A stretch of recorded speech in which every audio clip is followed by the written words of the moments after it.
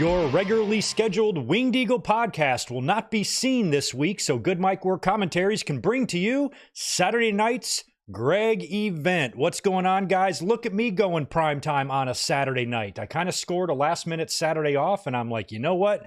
Let's bump the podcast till after Collision. We'll hang out tonight. We can catch up on a lot of stuff, take our time, have a nice casual chat, hangout podcast on a Saturday night. For us nerds who aren't going out on the town, we're going to stay inside and watch and talk about some wrestling tonight because we have a lot to get into. Collision just went off the air. We have a whole week's worth of wrestling results and chatter and pay-per-view builds in WWE and AEW to get to. And we have a lot of wrestling news, including some news that just broke within the last hour, I guess, maybe 30 minutes to an hour ago. It was reported that Ricochet has indeed given his notice to WWE and intends on departing the company when his contract is up later on this summer. Now, we don't know exactly when his contract is coming up, but the first thing I thought of was Will Ospreay and Ricochet at All In. So we'll see if that can now happen now that it appears that Ricochet is going to be leaving WWE. One of the big chunks of news that we have to discuss tonight are the free agents.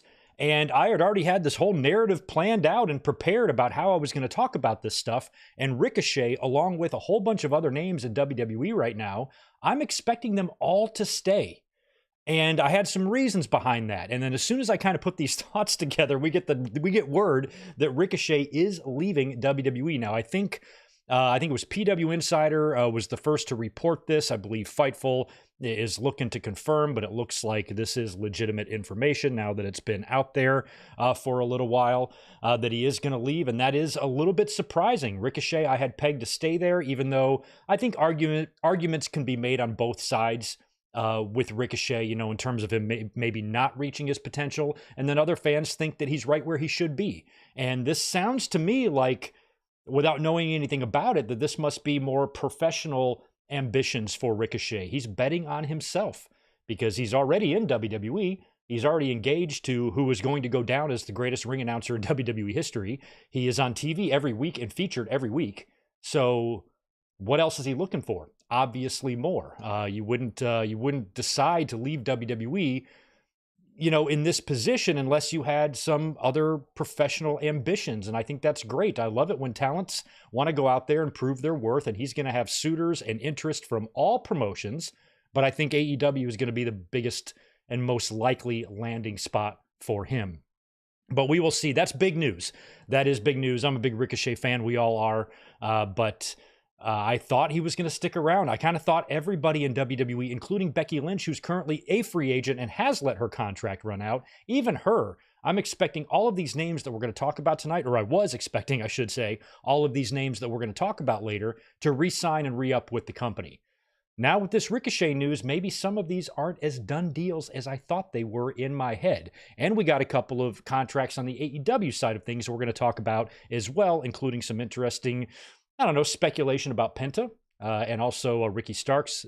Starks' name is still floating around out there. So we have a lot of wrestling news to get into in terms of the free agent stuff. We're also going to talk about some news on Vince McMahon. Nothing new in the lawsuit or the investigation or the subpoena or search warrant or anything like that, but we do feel like an indictment is forthcoming. We'll keep our eye on that, but we did hear some information on Vince McMahon being banned from WWE headquarters, which I think is kind of funny. We'll talk a little bit more about TNA as well and their working agreement with NXT. We'll talk about that big NBA deal, which looks like it is a done deal being finalized as we speak. $76 billion to leave TNT. So we'll see where that leaves the AEW rights deal. We're going to wish Asuka the best, as it does appear that she had surgery this week. We're going to talk a little bit about the first episode of Who Killed WCW. I've got that on my notes as well. We'll talk a little bit about this week's Dynamite and Rampage and tonight's Collision and last night's Smackdown, but we're not going to get into everything, just the key points, and then we will break down the cards as we know them right now for Forbidden Door and WWE Clash at the Castle. Well, Clash at the Castle comes first, then Forbidden Door. So it should be a fun one here on this nice Saturday evening. I want to welcome you guys to the channel tonight. I'm very rarely here on a Saturday night unless it's a pay-per-view night or something like that. So this is kind of a rare one to do a primetime podcast, and I'm looking forward to it because most of the time on Saturdays when we do the Winged Eagles, I have to go to work. So it's nice to know that I have no time limit. I can make y'all stay up all damn night with me. I'm going to make you guys stay up all night till the sun comes up. So drink a Red Bull. You're going to need it. No, I'm kidding. We're not going to go that long. But it's nice to know we got plenty of time to fit everything in. I even opened up a nice cold, frosty 805 beverage along with my Arrowhead water. So we're two-fisting it tonight because two fists are better than one. Did I just mean to say that? You know what I mean. You know what I mean. Cheers. Cheers and happy weekend to everybody out there. Let's say hello to everybody in the chat. While I'm doing that, if you want to do me a favor, smash that thumbs up button for me right below. Really helps out the channel, helps out the algorithm, all that kind of stuff. Also, if you are watching right now and you are not subscribed, please subscribe. We have hit a major skid. This happens once a year. It's no big deal. I'm not panicking or anything like that, but we have had zero growth since WrestleMania, and that is something that I hate. So if we can try to get some movement going on this channel again, that would be great, but this happens to us every year after WrestleMania. Everybody experiences a little bit of the numbers dip, no big deal, but we want to stay on point and have a good summer here on the channel, so your subscriptions and your likes will be very much appreciated if you could do that for me. Also, I want to say hello to the channel members, as many as I can see so far. Michael Cuomo is the first one here. Good to see you, my friend. Also, Garrett Osborne. We have Red Raven Rucker and Mike Rouse up in here. Strange things are afoot at the Circle K. Yeah, did somebody say tomorrow is Bill and Ted Day? Yeah. NXT Battleground. Stay tuned. I'm going to talk about that in just a minute. Good to see my friend Zach Palgett in here as well, another channel member. We've got Victor Colon, and we also have Isaac. Good to see you. Let's hit some super chats as well. We got to circle back and do a lot of shout outs, but I just want to hit some of these channel members. Here is Stone Cold 10X. Channel member chiming in with $2 for us. Hey, Greg, happy summer. Glad to be here. Yes, it is summer. Unfortunately, in California, we're dealing with something right now called June gloom. It's very nice. Where I live, about 20 minutes inland on the beach right now, it's cloudy as all hell and still a little bit chilly. And it's the only time of the year that I really miss the East Coast, and I prefer living there over living on the West Coast, because May and June here in San Diego is not very summer-like. And where I used to live on the beach and on the East Coast, once May started coming around and you got into Memorial Day, summer was here, man. It was hot. It was fun.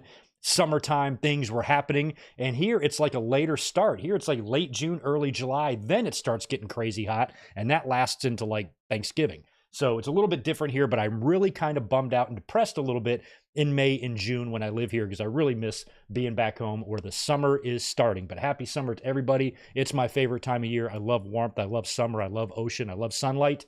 I love it all. So happy summer to you as well, Stone Cold. The new one is here with $5. Good to see you, my friend. Appreciate that. Hey, Greg, what's up, brother? Oh, yeah, that's Vontae. I know you. I know you, Vontae. What's up?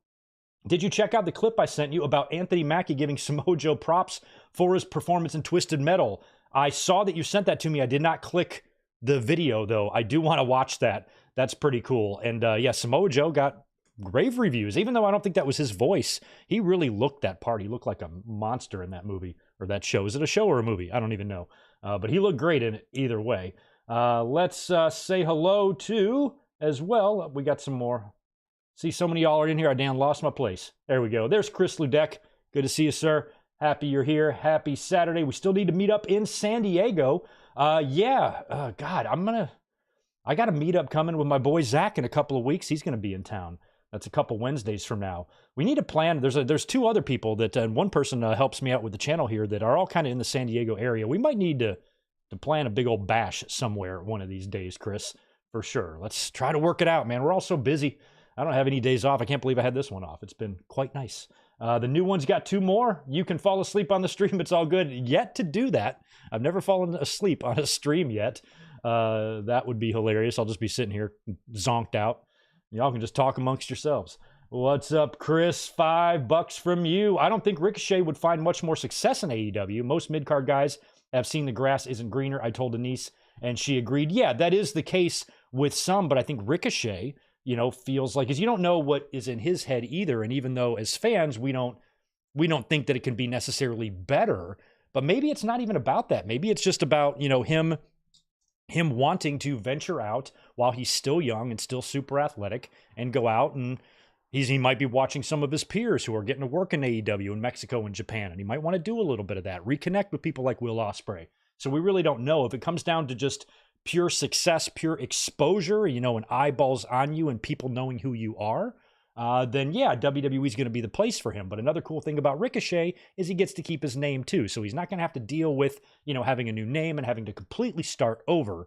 He's going to be largely intact. So that's something where he can now go out and venture out in the world, and we'll see. Maybe it's just a couple of year run and he comes back to WWE.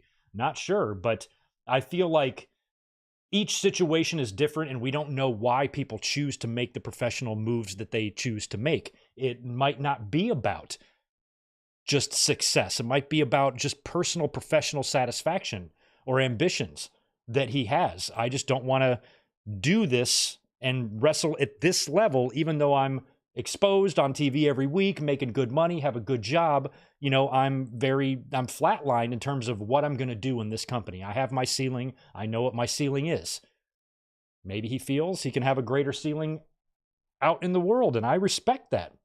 I respect anybody who's going to choose to make the decision to leave WWE when they are at their hottest and go somewhere else. That keeps the business healthy. That's what you want to see. You want to see everybody just staying where they are. You got to see parts moving around, people jumping ship, getting a fresh scenery, new jobs, that type of thing. That's what keeps the business fresh and healthy. So there's nothing at all wrong. Usually with people jumping ship, sometimes it's heartbreaking if you really like seeing that one particular performer in that particular company. My heart was broken in 1994 when Macho Man left and went to WCW.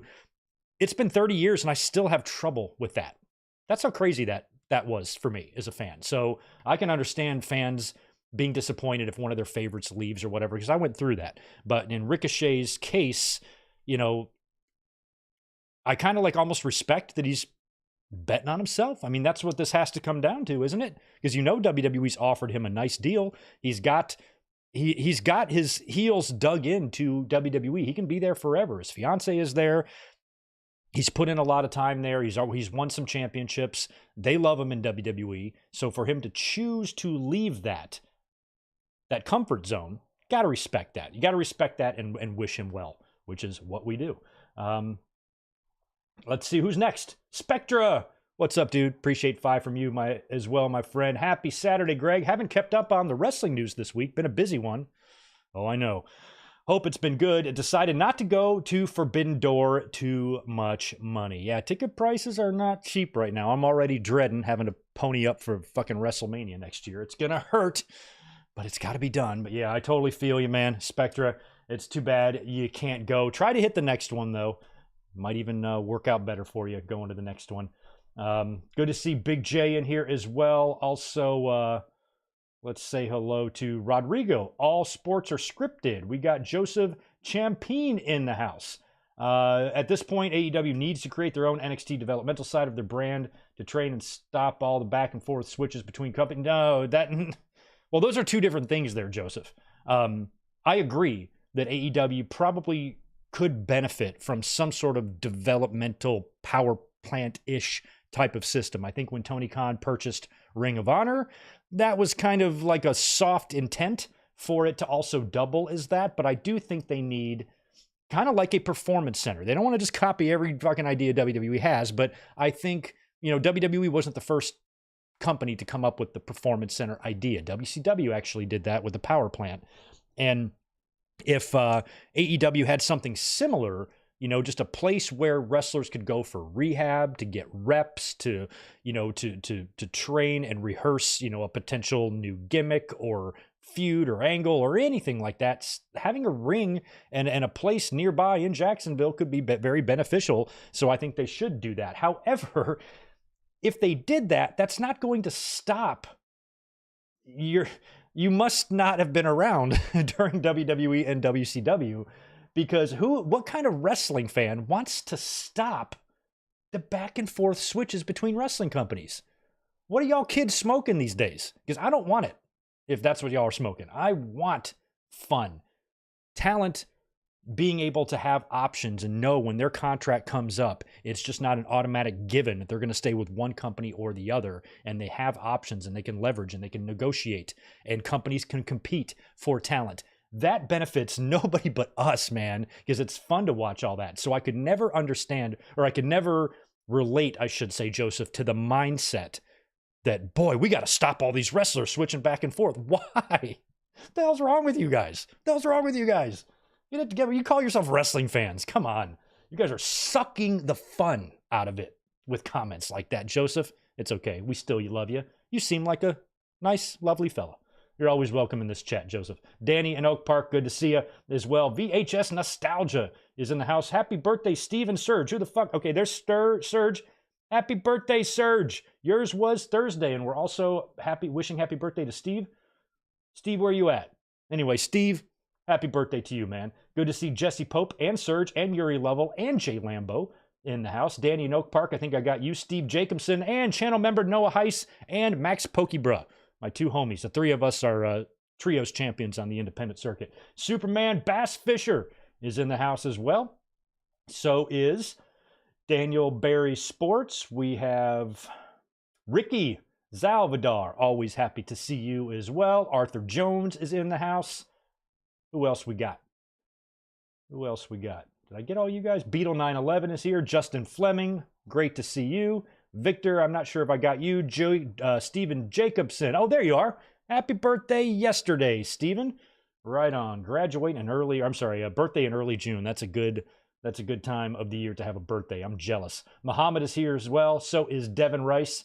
Good to see all y'all in here on this Saturday evening. All right, so that takes care of the pleasantries and all that. JL is here. So is channel member Joshua Aparicio. Good to see you too, guys. All right, well, right on. Happy Saturday and happy weekend to one and all. Let's start talking about stuff, because we have a lot of stuff to talk about. But we are going to start with a scheduling announcement for tomorrow. So you know how most of the time here on the channel on Sunday nights, provided that there's not a pay-per-view, we watch classic pay-per-views here on the channel. Classic Sunday night watch-along right here every Sunday on the channel. It's a blast. I was all set to schedule us watching King of the Ring 1999 tomorrow. It was a show I was at. I was fourth row ringside, sat next to Vlad. It was a fun show. We've never talked about that one much or done a watch-along of it, so I was originally going to do that tomorrow, but NXT Battleground is tomorrow, and we have done classic watch-alongs during NXT pay-per-views before. I usually have the pay-per-view on the TV, and we're watching the classic one here, and I'm eyeballing the pay-per-view so we can talk about it. However, this is kind of a big one for NXT. They've got Ethan Page and Jordan Grace both getting championship matches. Ethan Page recently just came over from AEW and signed with NXT, and NXT and WWE now have this working agreement with TNA that brought in Jordan Grace. And I think there's a really likely chance she might win the title and then drop it back to Roxanne, before her, little stint here comes to an end, because I would love to see the NXT title make an appearance in TNA, maybe even Roxanne coming in to attack Jordan Grace or something. This little crossover is really fun and really cool. And I don't watch NXT very much anymore ever since they switched over to the splashy paint and the 2.0. And now they're kind of, they're making some waves again. They pulled in a great number on Tuesday for their TV show on USA. And I feel like let's have some fun tomorrow and do something different. And let me give NXT a chance. So we're going to watch Battleground tomorrow together.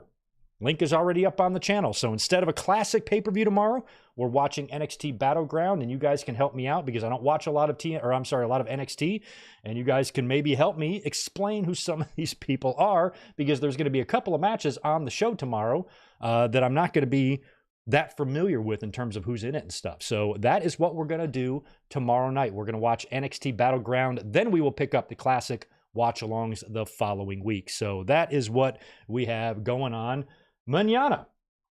And I think that's going to be fun because I need to try to watch NXT, brush up on it a little bit, and take in a good, solid pay-per-view from them. And hopefully this pay-per-view will be that. So we're going to be doing that tomorrow.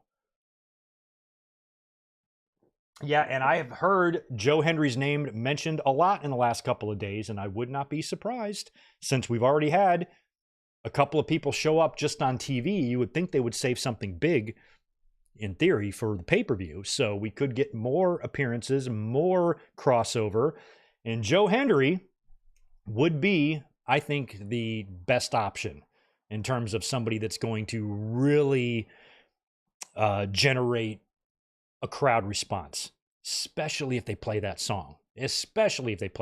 So tomorrow night, we will be here. We're going to go live about 10 minutes before the main card starts. I'm not going to sit through the kickoff or any of that shit, but we will be up here tomorrow right before Battleground begins. So mark your calendars. All right, so that's all I had to tell you about in terms of the scheduling stuff. We can now start getting into the wrestling news, and we are going to start with these free agents. Before we do that, let me just knock out this super chat from Spectra. Wrestlers switching brands is best for business, helps guys get better contract negotiation powers, and allows underused guys a refresh. And it's just generally more fun. You know, it's more fun. I talked about that when AEW first started. I said, this is great. This is the closest thing. It's not the same as WWE and WCW. Yeah, I know. We're not idiots. But it's the closest thing that we've had since then. This and TNA maybe, because there was a lot of talent departing WWE and going to TNA, but they were not AEW. And this is AEW and WWE feels a lot more like WWE and WCW because, you know, the amount of contracts are coming up and some people are staying and some people are leaving. And sometimes you're getting surprised, and that's what the fun is. I think a lot of us were surprised by Cody.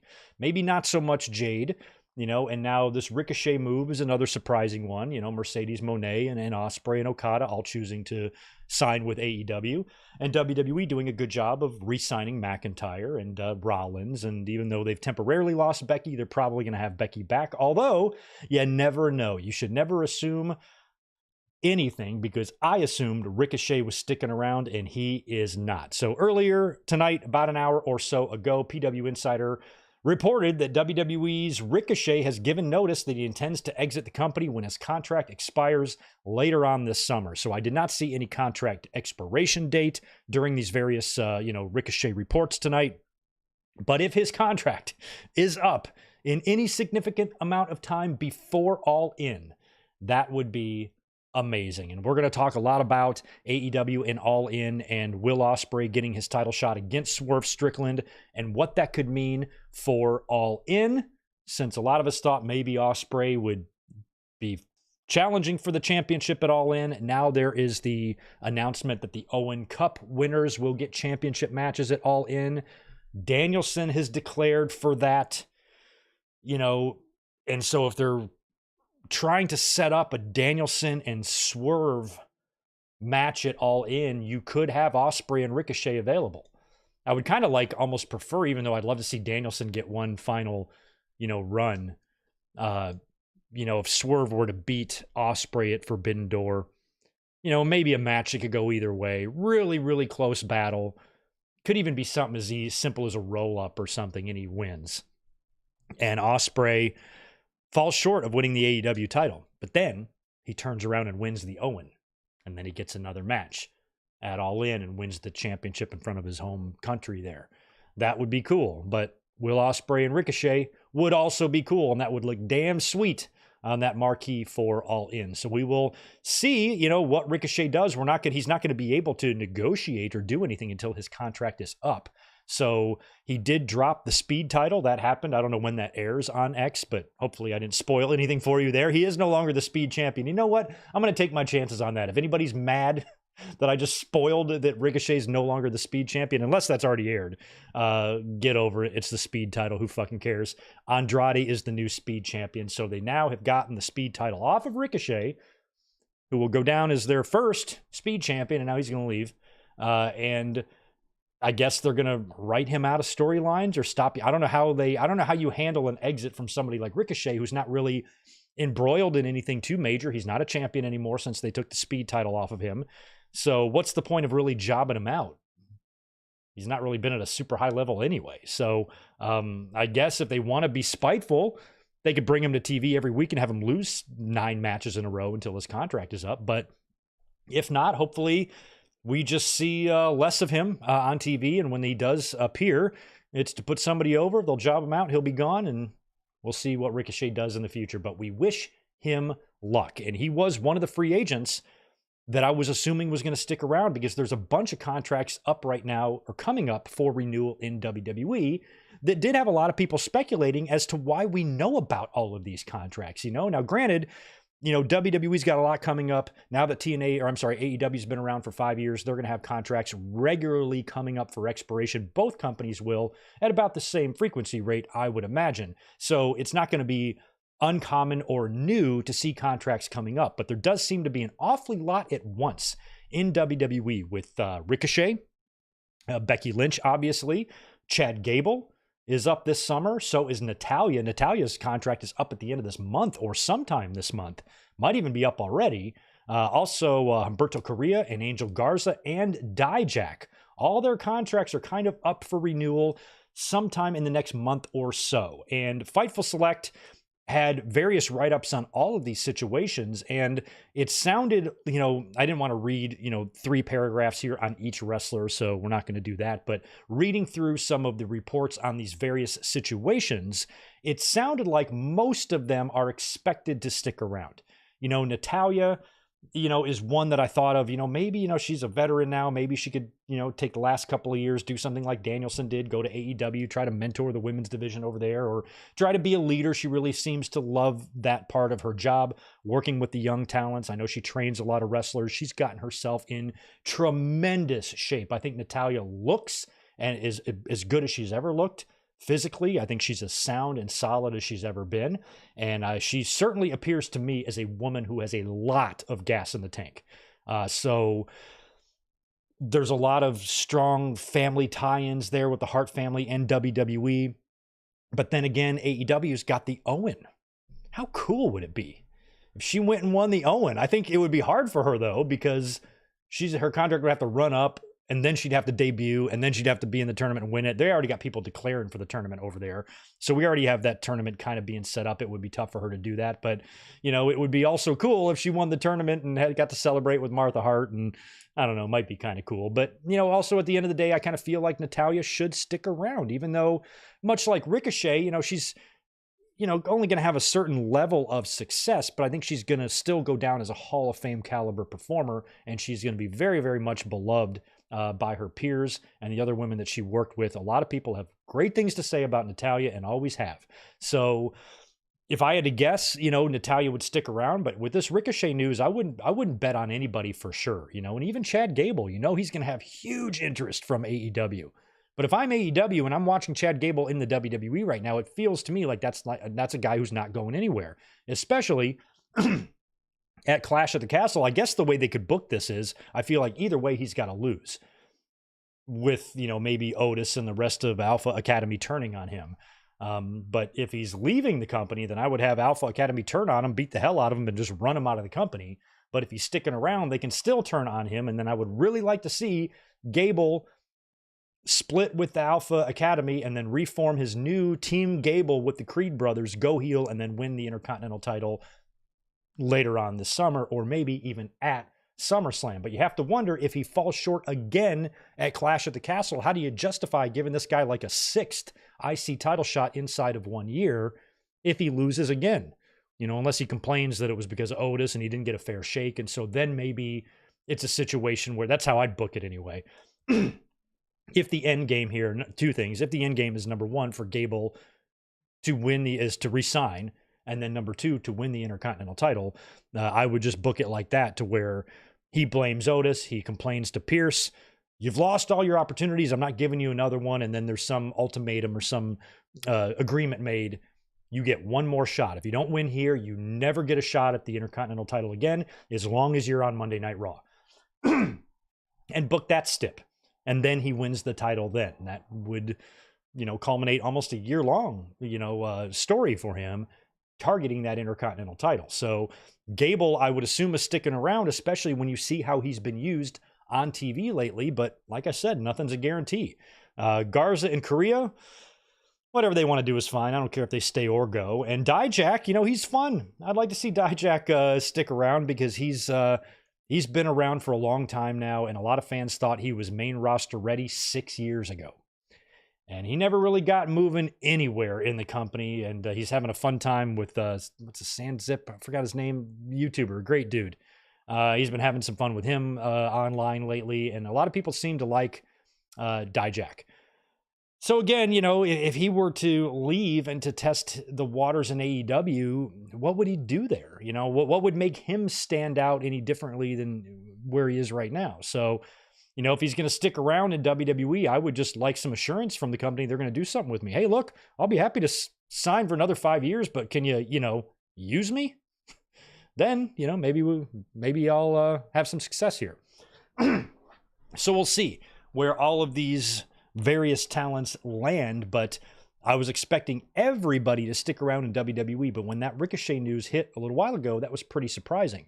And it did spark a lot of discussion too online this week, and something that I kind of concurred with and agreed with because it fits right in line with WWE's, you know, kind of their history and what they do.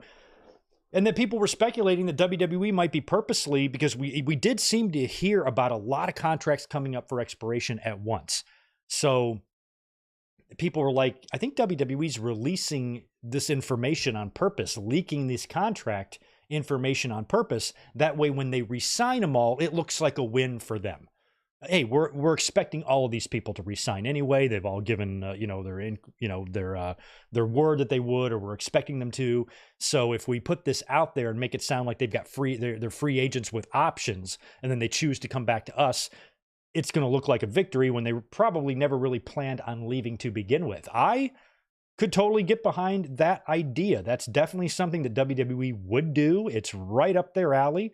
They tend to be, you know, a bit on the petty side, a lot on the petty side throughout the years with everybody they've worked with, and they'll jump at any chance to halt the growth of their competition in any way, even if it's small and minor stuff, or getting narratives out there. Oh, we're going to have all of these free agents. They're all going to re-sign with us. And then we're going to look like, who the hell would ever want to go to AEW? Just controlling, you know, the narrative is really all that is. And I kind of believe that. I'm like, that's definitely what they're doing. But then Ricochet gives his notice. So maybe they assumed Ricochet was going to stay, and he threw them a curveball as well, and that it caught them off guard. But having all those names come up at once did make me wonder why we are hearing about that, and if maybe this is done by design to where it looks like it's a victory for WWE when it really doesn't mean fucking anything at all. And that does sound like WWE. And there was a lot of talk this week as well, you know, about WWE potentially having a hand in leaking out those fast national ratings. I've never even heard of fast national ratings in my life, you know, until the AEW engagement haters, you know, came to life, and now they are in the business of hating AEW, and so they leak those numbers, which are always tend to be lower than the actual numbers, and it's just ways to get narratives out there, and it's stupid and it's annoying. But I wouldn't put it past WWE at all, because they've always done shit like this. WWE has always been sketchy with its competition. There are decades upon decades of examples and evidence of this proving this. So the fans who are tribal, that thinks WWE doesn't care, or they don't care about AEW, or they don't consider them competition, you are a fool, an absolute fool. Just because you've decided something in your head is true does not make it true. And all you have to do is watch WWE's behavior and watch how they deal with any form of competition at all. They always jump at the chance to make them look bad. It's code written in their fucking DNA. They've always been like this, and they've never not been like this. So it's really hard to reject that idea that maybe they were doing some of this. But I don't care. I love WWE. Watch them every week. Thoroughly entertained by what they've been doing for the past year or so. And they've had a great 2024. So I'm not speaking from the perspective, you know, of an AEW stan who's mad about this. No, I'm just a professional wrestling fan observing the landscape. That's all this is. It has nothing to do with who likes what better, or which side you're on, or whatever. None of that matters literally at all in this conversation. It's just something that I could absolutely see WWE doing. And I kind of thought that was the case, because I did not expect Ricochet to leave, y'all. I really didn't. I really didn't. So I'm kind of excited now to see like what he does, where he goes. I think we know where he's going to go. I don't really want to see him go anywhere other than AEW. If I had to choose, if it was up to me completely, I'd probably choose to keep Ricochet in WWE, just being honest. But now that I know that he's leaving, well, worst case scenario, we get Will Ospreay and Ricochet again. And I guess Will Ospreay trying to butter up Ricochet worked, because it looks like, we're going to get that match again. And that's what I said last week when we briefly talked about Ricochet. I said, I don't really see him going to AEW because the only thing I think he would have there is a match with Ospreay. And don't get me wrong, it would be great to see that. It would be amazing to see that. They caused a lot of internet chatter back in 2016 when they had that crazy match. Remember? That was my first introduction to Ricochet. I knew who Will Ospreay was by that point, but not Ricochet. And you guys, a lot of the fans were telling me, check out this match. We want to know what you think about it. And I love the match. I accept all forms of wrestling. I'm not one of those, that's not real wrestling. That's stupid. Don't ever think that way because you sound dumb. It's all wrestling. If it happens inside the ropes, even if it happens with a fucking blow-up doll, guess what? It's pro wrestling. It is. Nothing you can do about it. It's pro wrestling. And that's the way I felt about them back in 2016 when fans were like, it's just bullshit, acrobatics. Too bad. It's pro wrestling. If you don't like it, that means you don't like pro wrestling. And it's so impossible for this to penetrate the fans' heads. Oh, see, he puts his hands in his pocket. It's not pro wrestling. Yes, it is. It's happening on a pro wrestling television show inside of a pro wrestling ring. It's fucking pro wrestling. To say anything other than that is to be willfully naive and ignorant and stubborn. So don't be that way. It's all wrestling. It's all there. But I feel like Ricochet and Ospreay is like the only thing. Like, yeah, we're going to get Ricochet and Ospreay again. Great. But what about after that? I'm sorry. As much as I love Ricochet, he does not have the charisma and the presence and the superstar aura that Will Ospreay does. Every time that man opens up his mouth or is doing anything, he has my full fucking attention. Ricochet does not. He has my attention in the ring. He's done some things that I didn't even think a human body could do. And I'll be forever impressed and grateful that he has those abilities. But in terms of what he can do on the mic, I've seen a whole YouTube video of like 10 minutes long of him just getting owned on the mic. So he does not, he's not Will Ospreay. So I worry what happens to him after we get that Ospreay match. Because Ospreay's going to go on to be a 47-time world champion when he retires. Not so sure about Ricochet. What does Ricochet do after that? That's my big question. We'll have to see, won't we? Now, on AEW's side of things, there's a couple of contracts up over there too, or about to come up. One of those names is a new one that we heard about just this week.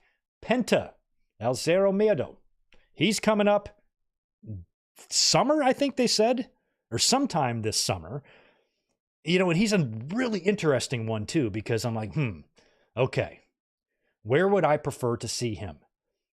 I remember when Okada and Ospreay were both free agents. I wanted Ospreay in AEW, but I wanted Okada in WWE. I thought Okada would be great in WWE. I thought Ospreay would also be great in WWE, but maybe not quite yet. He can work a little bit in AEW, come to the big show somewhere down the road. Okada, I felt, would be great for WWE. But they both went to AEW. And like with Ricochet, I kind of thought he'd probably be better off staying in WWE, but he's leaving. Penta, he's a tough one. I feel like I'm leaning towards more of him staying in AEW. I feel like he can be more Penta there. He's got those pile drivers. He's got a lot of things in his move set that he probably can't even do in WWE. And if he went to WWE, I guess he is, when I was reading the various reports on Penta today, looks like he's currently working on securing the rights to his name. And so he can have that. If he does make the jump to WWE, he can still have, his gimmick intact. I feel like WWE could really make that an awesome looking presentation. But at the end of the day, it's just, I think about Carlito. I even think about Dragon Lee, and just how they feel on the roster. They're just there. Same thing with Santos Escobar. I just don't know. I mean, they'd probably just bring him and stick him right in the middle of all that. And I don't know. I kind of like him. Yeah, I just try to picture like the talent in their environment. Like, where do I prefer? Where do I like to see them? And I'm not saying Penta would not be a success in WWE. WWE wouldn't offer him money, bring him in, and push him if they didn't intend on trying to make something out of him. So I'm not saying he would fail. He might become a huge star there and, and become a world famous, world famous notoriety and fame and whatnot. But I feel like I like him more in AEW. Some argue he's ran his course there. Him and his brother have done all they can do, at least as a team. If he wants to branch off into singles. And AEW does have an issue with giving people proper TV time, giving them enough exposure. If they start doing something that connects or works or starts to get over, a lot of times they suck at following through with that. All of those problems are going to continue in AEW, so Penta would be subject to that. But I think as a fan, I'm more entertained by him in AEW. Now, granted, I haven't seen him in WWE, so I don't know what he would be like, but he's one of those names that I can't really explain why. But for some reason, I think he'd be better in AEW and staying there. Seems like Tony Khan is relatively confident he'll stick around, but he's likely to have suitors as well if he lets his contract expire. But if I was Penta, I'd stick around. You know who should not stick around AEW is Ricky Starks. Ricky Starks needs to go. He is just waiting out his contract, it sounds like. They're not using him. Tony Khan commented recently that he'd love to get Ricky Starks back in the mix in AEW. I'm like, well, then why don't you? Aren't you the boss? It was really weird when I read that. I don't know where it was. I don't know if it was an appearance or an interview that Tony Khan did, but he commented on Ricky Starks and he said something to the effect, I don't have the quote written here in front of me, but he said something to the effect of, I'd love to get Ricky Starks back in the mix. Well, he's not hurt. You're his boss. He does what you say. So text Ricky Starks. Show up TV on Wednesday. We have something for you. It's not a negotiation. You're on TV. Come to TV on Wednesday. I'm not asking you. I'm telling you because I'm your boss and you're under contract and I'm paying you a lot of money. So fucking be there. So Tony Khan, if he wants to use Ricky Starks, all he's got to do is use him. So I feel like it's a contract thing. And Tony Khan probably knows that. I think when Tony Khan said, I'd love to get Ricky Starks back in the mix, he probably means I'd love to re-sign Ricky Starks to an extension and get him back in the mix. But if that's not going to happen, and Ricky Starks' contract is up in, 2 months, whatever it is, we don't know. I don't know. Maybe one of y'all know. If his contract is up in a couple months and he's out the door, he's gone, motherfucker already showed up at the Royal Rumble a year or two ago with Cody Rhodes. He gone. So if you know that, you're not going to use him. So I don't really blame Tony Khan for not using him, but don't sit here and act like you don't know why he's not being used. Like Tony Khan should have been honest in that. Said his contract is up very soon. Doesn't look like he's sticking around, so I'm not putting him on TV. That's all you had to say, because that's probably the truth. So we'll see. Penta, Ricky Starks. Ricky Starks, I think, is a done deal to WWE whenever he is contractually able to do so. He will be there.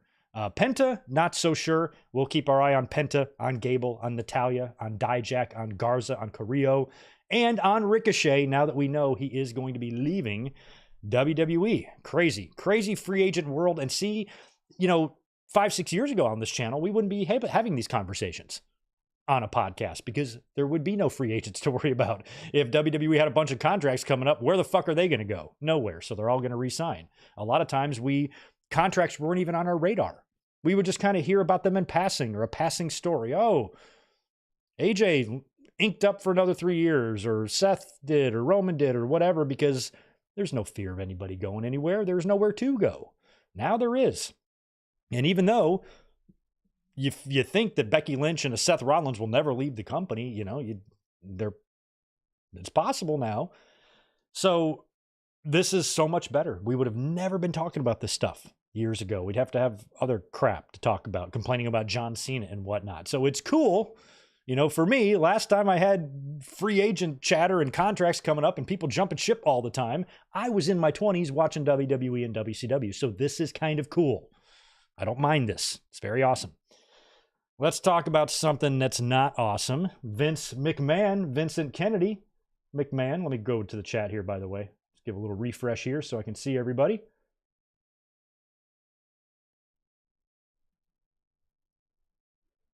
TK is not creating buzz like WWE with the leaks.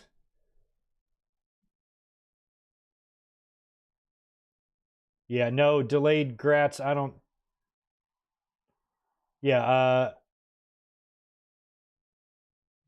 Chad is already resigning. That's why he has a no. Don't don't think you know. You don't know a single bit of information any more than anybody in the chat or me knows. We all read the same internet, so don't know what any of that means. We'll get word on Gable resigning when he resigns. Gable is already resigning. He hasn't resigned though, has he? Therefore, he's not resigned. We will know when he signs. But yeah, I don't think. But if he had, but like, look what you're saying here. Like you're using Clash at the Castle as your reason behind why he's resigned. He could still have the match at Clash at the Castle and not resigning. You just lose there. So that match means nothing. That match has no. I mean, you could be right. He could. I feel like Gable needs to stick around. He's another guy like Penta who I want to see stay put. I want to see Gable stay put. Gable should stay. If I'm Gable, I'm not leaving. I'm not really worried and thinking that Gable is, but I'm not going to sit here and tell everybody that he's absolutely resigned, and I know that for a fact because you don't, and neither do I. Oh, you could have Natalya present the Owen winner. I don't know. I don't know how that would work. I don't think she's going to go. I don't. I really don't think. Oh, good point, Jesse Pope. Tony's not the boss of AEW. The Bucks are. I forgot about that. You're right. The Bucks are in charge. All right, so let's talk about Vince McMahon. Vince McMahon is our next order of business here. This is pretty funny, I guess. So former WWE employee and longtime friend of Vince, Tom Carlucci, was a recent guest on the Insiders podcast with Conrad Thompson, where he was asked about Vince McMahon. And Tom had mentioned that Vince McMahon is banned from the WWE headquarters. This is terrific. And I quote, here's what Tom Carlucci had to say on the Insiders podcast. He can't even walk in the building. That's crazy that you drive by that building. You've got the big championship belt. He always wanted those from day one, Conrad, because we were in two different buildings. You had the corporate office off exit 9, and then we're right down the street from the corporate office, our big production studio. He always wanted us under one roof. That was his dream, to have us under one roof. The dream came true, and he's not even a part of it anymore. So I didn't know that. I guess that makes sense because the WWE headquarters, previous headquarters, was relatively a small, it wasn't a huge building, but it was a building. But I always assumed that everything was done there. I didn't realize the production portion of the headquarters was down the road. I thought everything was done there. You know, like when WWE would film those confidential shows or, you know, have DVDs, productions made, you know, when Todd Pettengill did the In Your House DVD, and they just do all that there in the studio. I thought that was all in the Stamford office, but apparently they had a building down the road for all of that stuff. Now they've got this, you know, enormous headquarters that has everything under one roof and a gym, you know, a gym that Vince McMahon helped design and make specifically for him and his needs. He can't even go in there. That's wild, man. That is wild. Now, we haven't heard any new information on Vince McMahon this week other than this. But no news of an indictment yet. But you know that stuff is coming after Janelle Grant was asked to pause her lawsuit because the Justice Department is investigating Vince. It's wild. They seized his phone and personal effects and computers last summer, and that federal search warrant and subpoena. He is in a world of shit, but we have not heard exactly what that world of shit is going to include quite yet, but I feel like it's coming any day. We might get this news Monday morning. Vince McMahon in cuffs, assuming the position. We will see. Also, we were talking about TNA this week. You know, there was some rumors going around. I guess not even rumors. It was mostly just speculation about WWE maybe buying or purchasing TNA. And this was sparked because of a lot of, you know, uncertainty behind the scenes. There's been some recent cutbacks lately, you know, the firing of Scott D'Amore, which really upset a lot of talent. And then longtime WWE director David Sahadi, who worked in TNA as their creative director, and he was a production guy in WWE, famous for his video package work. He was amazing with some of the video packages, and WWE back in the day had some great ones, especially in the late 90s, early 2000s. That's when Sahadi would have been there, and he was a big asset for TNA. But, you know, they had relationships were crumbling behind the scenes. A lot of changes were made. You combine that with some NXT TNA talent appearing on NXT, and it got a lot of people wondering. But there's no evidence whatsoever to this. There's no indication that this is happening or is even a story at all. It's been nothing but speculation, but that's what I like.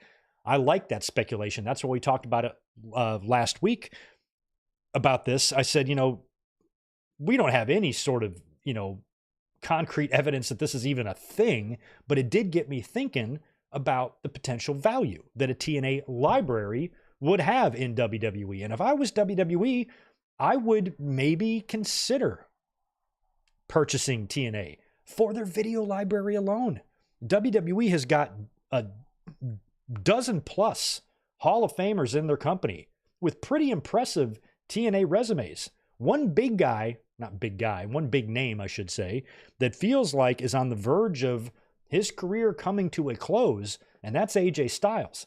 And he's got an enormously large body of work in TNA. Now, granted, I think with the relationship between TNA and WWE right now, if WWE needed some footage, they could access it. I think TNA would give them anything AJ Styles related that they wanted, or Kurt Angle related, or Mick Foley, or who the hell else was there? Rob Van Dam and Jeff Hardy and Ric Flair and Christian. There's so many guys that they, could find value in having their footage in their library and their work from that promotion.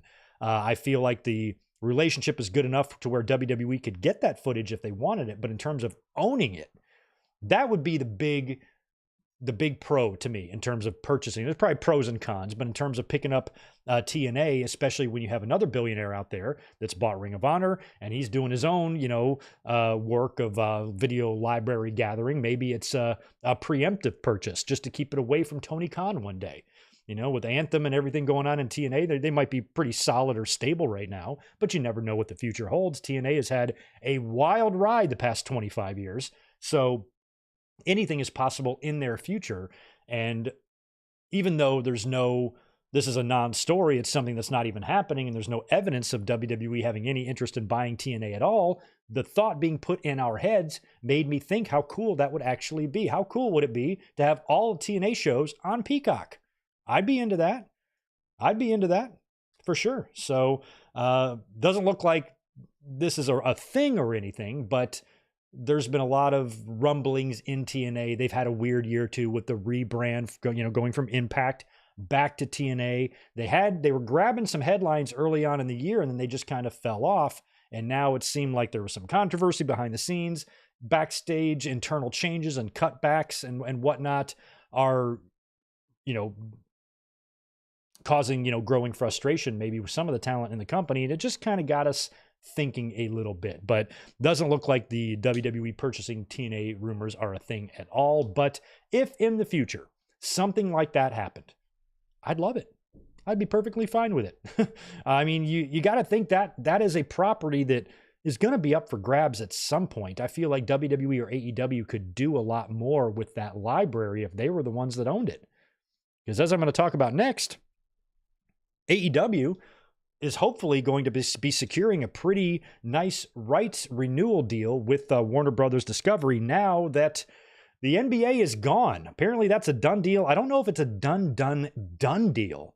Like the final signature is still yet to be signed, but it's been reported that the NBA will be signing a $76 billion with a B, bitches. $76 billion deal with ESPN, NBC, and Amazon.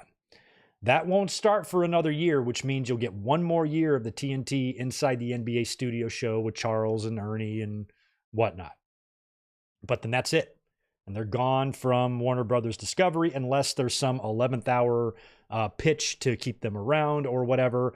Sounds like that relationship is over. So with the NBA leaving, and I like them on ESPN. They were back on ESPN back in the day. Is NBA even on ESPN right now? I don't think they are. So I'm happy to see them go back to ESPN because they had the ESPN and ABC deal. They broadcast the finals all those years. Maybe that still happens. I don't even know. The finals are on right now. I don't even know where they're.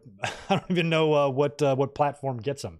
But going back to NBC and bringing back the old John Tesh song. Oh, I'm gonna love that when it happens. But now that means Warner Brothers Discovery, you would think, theoretically, we don't know, but you would think if they're losing the NBA, securing AEW would now be a pretty top priority for them once this deal is completely fully done.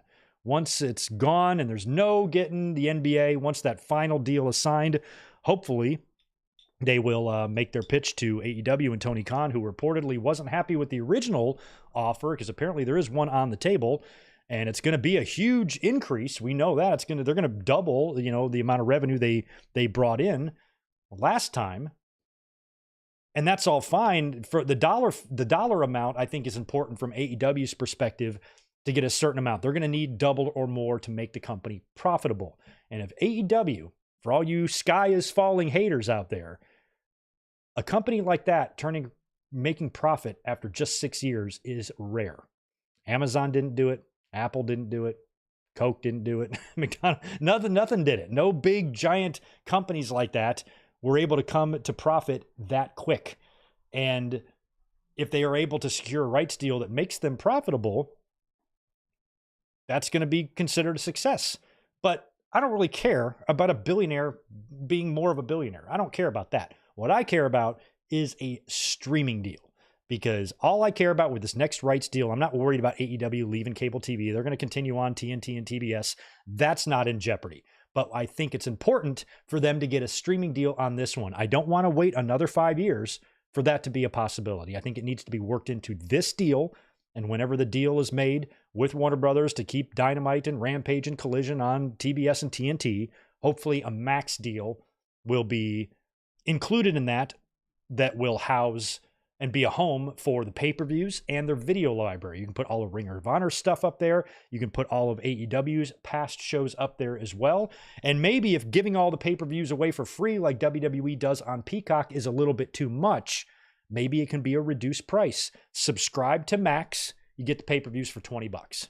Something like that. That's incredibly important to me as a fan. I need a platform for AEW to stream it, to find it easy, that type of thing. And I think that's going to be one of the more important parts of this deal in terms of building their audience, growing their audience, and getting their product out there and as many eyes as possible. A streaming deal needs to be worked into this, and I'm sure that it is. I have no doubt. I don't think Tony Khan would do this deal without exploring that, and I think Warner Brothers Discovery would have to know that that's going to be something they're going to want too, and maybe Warner Brothers does. So however that all gets shaked out at the end of the day, I hope that it gives AEW a satisfying and financial number for them. But like I said, since AEW isn't in any financial trouble, they're never in jeopardy of going bankrupt or anything like that. I don't give a shit really about how much money they're getting. I don't care. It's just about accessibility, being able to watch their weekly shows on cable on the desired nights, and to be able to stream their content, stream Ring of Honor, stream their pay-per-views, and stream their past shows. Throw all the Dynamites and all that shit on there, man. It'd be fun to go back and watch some of that stuff. And the pay-per-views. And so maybe for the new pay-per-views, you got to wait a month and then it'll be available on demand, or maybe wait 2 weeks or something like that, and then make the pay-per-views available after you purchase them. But all the previous ones already done, make them all available on Max or somewhere. Just do it, please. Asking for a wrestling fan. So we'll keep our eye on AEW's rights deal, and hopefully that will be coming, and we'll get word on that sometime this summer. But I've been saying for weeks that I don't think Warner Brothers Discovery is really going to be moving to announce a deal with AEW until they know 100% where the NBA is going to be. And I feel like we're just a sliver away from knowing that now that it feels like they are gone. Want to wish the best to our friend Asuka, who tweeted out a picture of her in a hospital. So it looked like she has surgery on something. Don't know what it is. Hopefully Asuka is recovering well, because we love Asuka and we are ready for her. Finals are on ABC. Okay. And this is, what do we got going on right now? It's Boston and Mavs. Oh yeah, Boston beat the shit out of them last night, didn't they? Yeah. Okay. So they're still on ABC. So it's going to be so who's going to get the finals with the new deal? I guess NBC will, and ESPN will play more like regular season playoff games, I guess. Yeah, I don't know how all that's going to work, but it's interesting.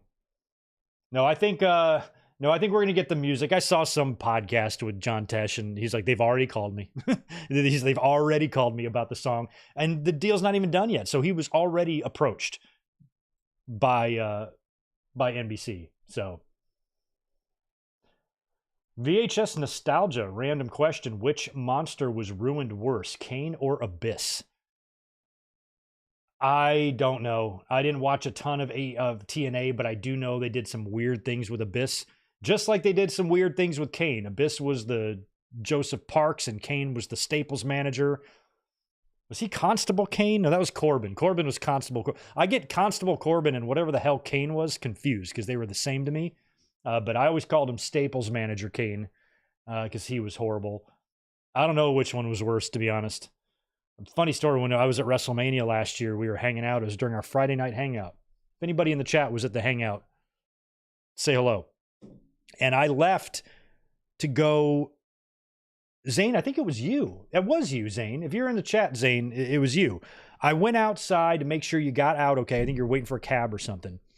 And then when I was going back into the bar, or to the bar, I see Abyss being stopped by security.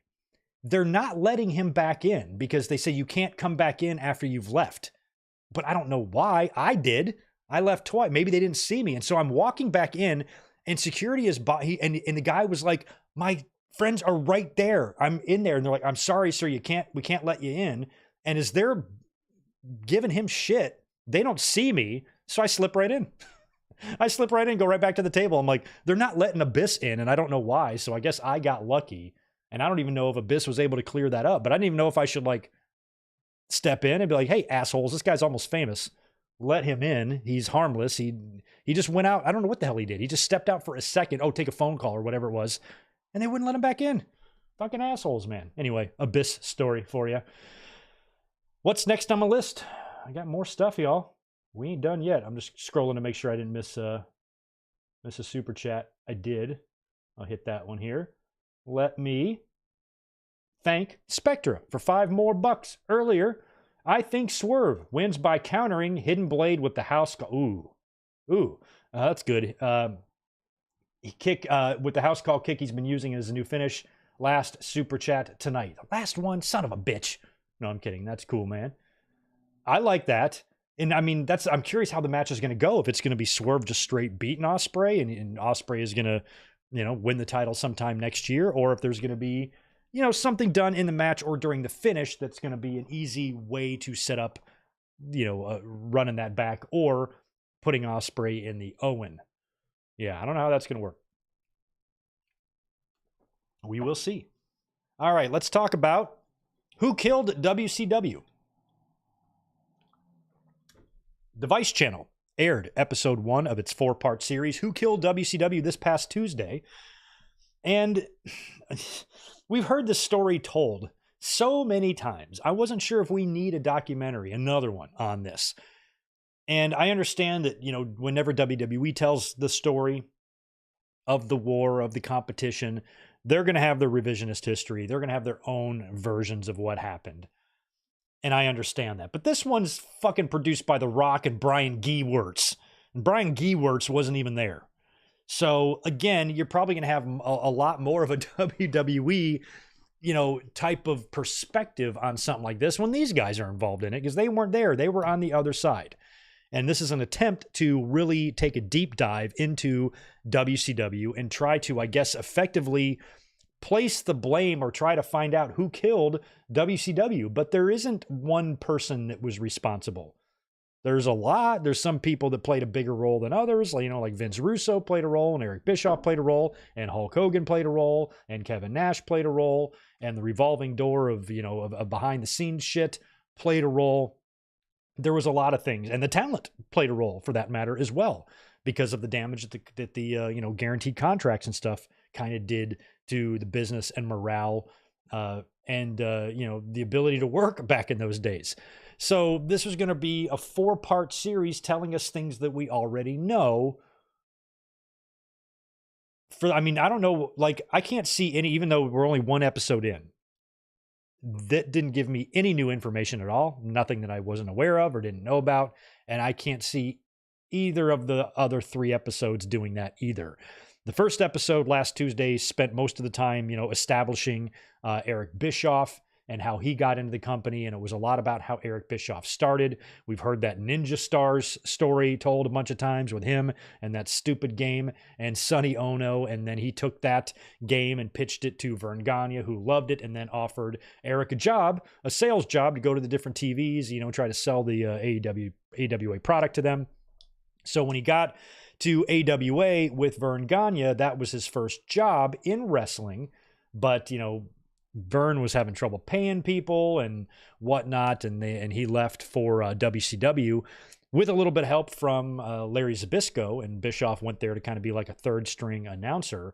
And eventually that blossomed into him becoming the executive producer. So they're basically just running through all of this. It's just an establishing show, showing the history of WCW, what they were doing before Bischoff got there, and then when he got there, their strategy to becoming a real competitor. Because prior to Bischoff getting that executive producer job, they were a distant number 2 and seemed to be fine with that. Bischoff was going to take the company and make them a competitor. And Bischoff has told so many different versions of a lot of different things that have happened in WCW. And this one, this was pretty accurate in terms of how he told it. He told the story of how he got WCW on Monday nights. And it was a meeting. It was his first time ever meeting Ted Turner. He was in charge of WCW, and this was just a meeting for Ted to see how his property was doing. And he had, a couple of other executives there with him. And he was asked point blank by Ted Turner, what do we got to do to compete with WWE and their product? And Bischoff was like, put me on prime time. And they could have picked any night of the week, so I wasn't sure in that conversation if Bischoff was like, put me on Mondays. Bischoff tells the story that all he did was ask for prime time, a prime time slot. And then Ted looked right over at whatever his name was and says, give Eric 2 hours every Monday night on TNT. But why was it that fast? Was that really as quick as it was for Ted? I've always wondered that. Was there a discussion about what night to do it on, or did Ted know Vince is on Mondays, let's do Mondays head-to-head, let's squash them like a bug? It feels like it was Bischoff. Bischoff had more of the desire to drive a stake, its exact words, into the heart of WWE maybe than Ted Turner did. But landing on Monday so quickly was kind of a surprise, and they were going to get 2 hours as opposed to 1 that WWE was getting, and so they kind of talked about all of that. They also talked about landing Hulk Hogan. And that was another big thing because Bischoff has told this story several times as well. And in this episode, the Who Killed WCW episode, he tells a version that I've never heard. Well, actually, I've heard a version of this, but not the exact version. I've heard Ric Flair's name mentioned before when it comes to WCW courting Hulk Hogan. I have heard his name brought up when Hogan was talked about coming in. But in the documentary, the Vice documentary on Tuesday, Bischoff said that he wanted to approach Hulk Hogan, but Hulk Hogan didn't know who he was. So he talked to Flair to kind of be that liaison between him and Hogan. But we've also heard Eric Bischoff talk about how Hogan was, because they were filming WCW at MGM. That was another thing they laid out, how Eric Bischoff took it out of the arenas and put it into the MGM Universal Studios so they can have a fresh crowd every hour in a nicely lit sound stage, and all of that production-wise was a smart move, even though as a kid and a young person, I hated it as a teenager. That spinning ring, oh my God. I just thought it was the most rinky-dink looking shit. Even though it was well lit and well produced, the crowd size and the fact that it was just all in Universal Studios looked small time to me. I still didn't even like that, but looking back in retrospect, it was way better than what they were doing. So Bischoff has told the story before that because they were there doing WCW tapings, Hogan was in the area filming Thunder in Paradise, and that's when he made an overture towards Hulk Hogan just to gauge his interest in coming to WCW. So Bischoff's told this story a few different ways. We've heard it a few different ways in documentaries. Didn't they do, what was the one they did like last year? I forgot what it was even called now. Help me out in the chat. What, they just did something on WCW. Was it Dark Side of WCW or what was it? I feel like we've gotten something recently like on Vice, it's Territories, Tales from the Territories. And then we have Dark Side of the Rings. And between all of that stuff and all the WWE DVDs, the countless shoot interviews that are out there, and now podcasts. And Eric Bischoff's podcast. And we've heard, various stories on how a lot of these things happen. And in this one, Bischoff claims that it was Flair that was largely responsible for connecting him with Hulk Hogan, where in the past he said, oh, Hogan was filming Thunder in Paradise, so I swam out to the water to his boat and asked him to join WCW there. Who knows what the real story is, but a lot of this was just talking about Bischoff, his history, and how he entered the company and the things he would do there. And once they got the prime time and they launched Monday Nitro, Lex Luger, showed up on that first Nitro. They kind of talked about all of that, the Mall of America. And that's about as far as we've made it. But when you ask, Kevin Sullivan was interviewed for this, and a lot of different people interviewed, and a lot of people have multiple names of where you can place blame. I don't think you can ever put it on one person's shoulders, but there's a lot of blame to go around with that company, and they're going to dive into it in the next 3 episodes, but it's just stuff that we already kind of knew. I guess in this one episode, they did also touch on, which was ridiculous, the Starrcade 1997 finish with Sting and Hulk Hogan, and they talked about how that was really screwed up. That finish was screwed up. And then Bischoff, and Bischoff has told this story before as well. They claim that when Starrcade rolled around after Sting had spent the 18 months in the rafters doing the whole thing, building this whole issue up with Hogan to have at the pay-per-view, their WrestleMania Starrcade, and them having to do this thing where there was going to be a fast count, but then Nick Patrick didn't do a fast count. And then Bischoff has the audacity in this documentary on Tuesday to tell the story that he's told before about Sting showing up in the building and not looking in shape enough for him or Hogan. And Hogan was like, not today, brother, or whatever. And even kind of insinuated that it was Sting manifesting them screwing over Sting. Like Sting kind of had a suspicion that they might try to screw him over. And I think he kind of like manifested that. Like actually trying to put this on like Sting is ridiculous because, when it comes down to who killed WCW, touching on one of the biggest ones had to have been Hulk Hogan's creative control. And that's one thing I've always hated about Hulk Hogan, is that it was never about the company. It was never about the business. It was never about his peers, his fellow wrestlers, growing the business, getting people over, building the company, building a team player, or being a team player. None of that. Hogan was only about Hogan. Always 100%, and it was never any different. Even when he did jobs, it was always with, either kicking and screaming or with an understanding that he's going to get his belt back or whatever. It was always impossible to do any kind of business with Hulk Hogan. And when you have this creative control and he's doing things like sabotaging that Starrcade match, apparently telling Nick Patrick to not count fast. So the whole thing, why would you say, like WCW was sitting on a main event that the fans have been waiting almost 2 years for. And on top of that, you have just brought in the most sympathetic wrestler in the world in Bret Hart that is just weeks off of that Montreal screw job. A night that, as a fan, I thought was the final nail in WWE's coffin. I thought the night of the screw job, WWE was dead. I said they are never going to recover from this. They screwed Bret Hart. They now have a champion who didn't even really win the title. Now the uncrowned champion is going to the competition. WWE's top guy, Bret Hart, this company man that's been WWE through and through, is now going to WCW, leaving in a horribly embarrassing way in WWE, punching out Vince, getting screwed, and WWE has just got a lot of horrible shit attached to its name. And I thought they were dead. I thought there was no way they could recover from this. WCW's on the verge of finally paying off Sting and Hogan. Now they're going to bring in Bret, and he was just kind of there to be in the match and like ring the bell. He had to be a part of that horrible ordeal, and they brought him right in and turned Bret heel immediately. Just, they're fucking idiots.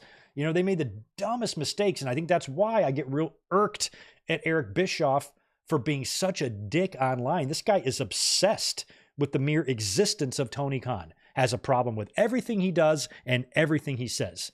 Tony Khan is motherfucking Teresa compared to Eric Bischoff. The things that Bischoff did, the behavior of Eric Bischoff.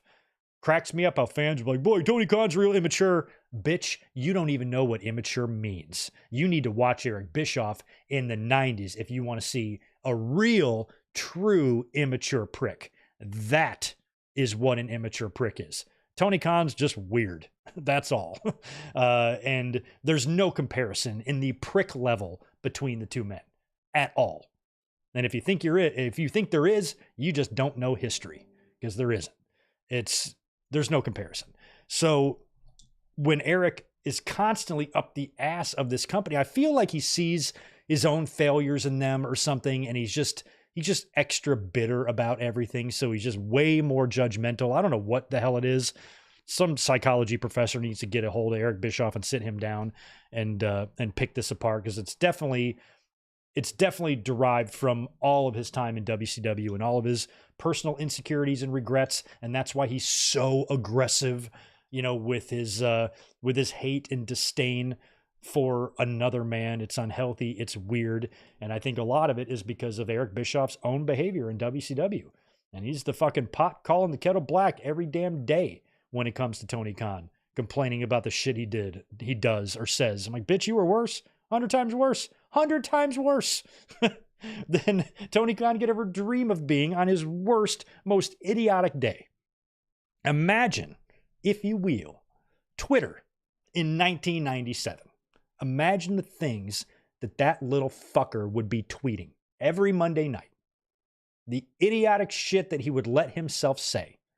The things that, the way his ego would take over his body and his fingers and his thoughts.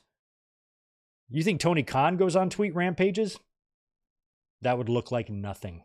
That would look like Betty White tweeting about cats compared to how Eric Bischoff would be acting if he had a social media in 1997. And we'd have receipts and we'd be laughing about it still to this day, about how somebody can be that unhinged.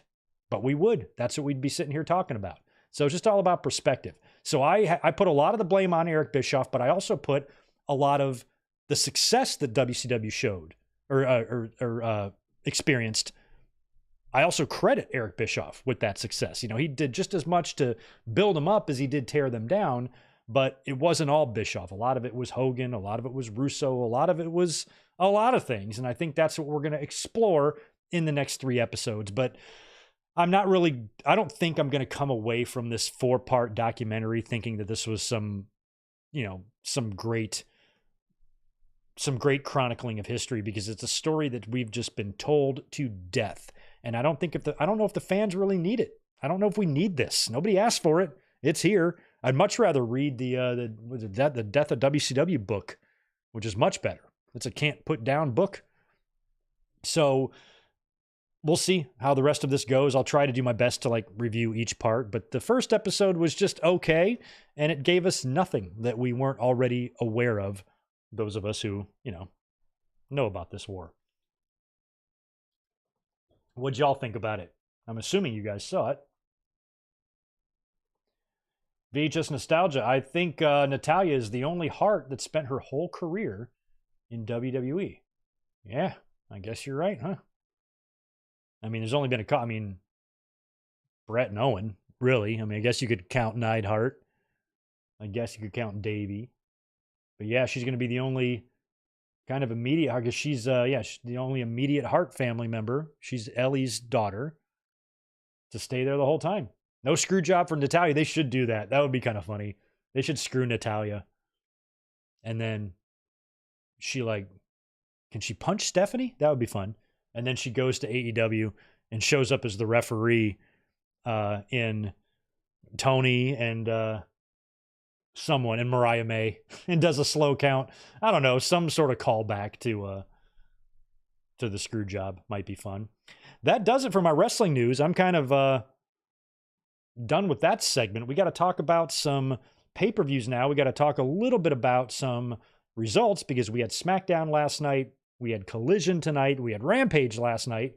And we also had Dynamite this past Wednesday, where we saw the return of Maxwell Jacob Friedman. So Max is back in AEW.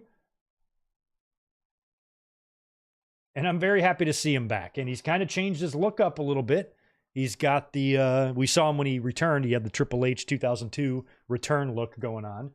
And now he's kind of wearing this leather jacket type of thing. He's got jeans. He's a little more rougher around the edges. But he's still got his promo ability. So we welcomed him back to TV this week. He was then interrupted by Roosh, who came out. They had some words. We had a brawl and a pull apart. So it sounds like Roosh is going to be MJF's first opponent.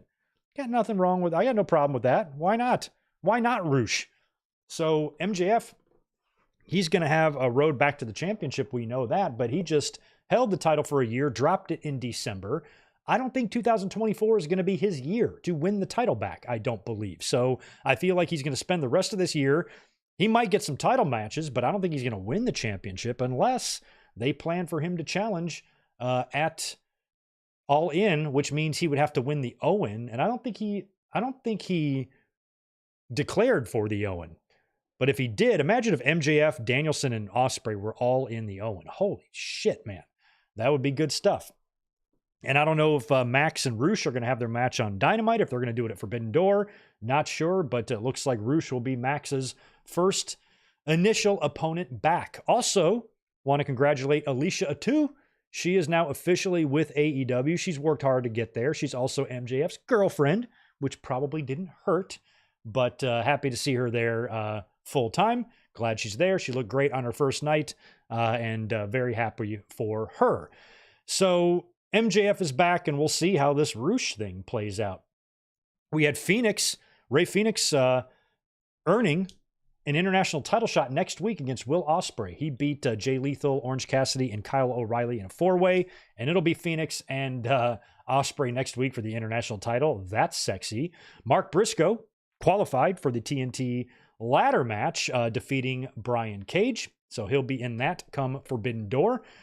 We had the Bucks cut out. The Acclaimed came out to start rapping. Their segment got cut off.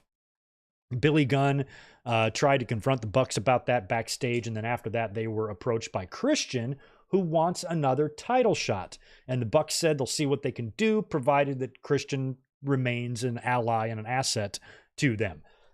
So it sounds like this is actually good news. This tells me that they're trying to probably extend Swerve into All In.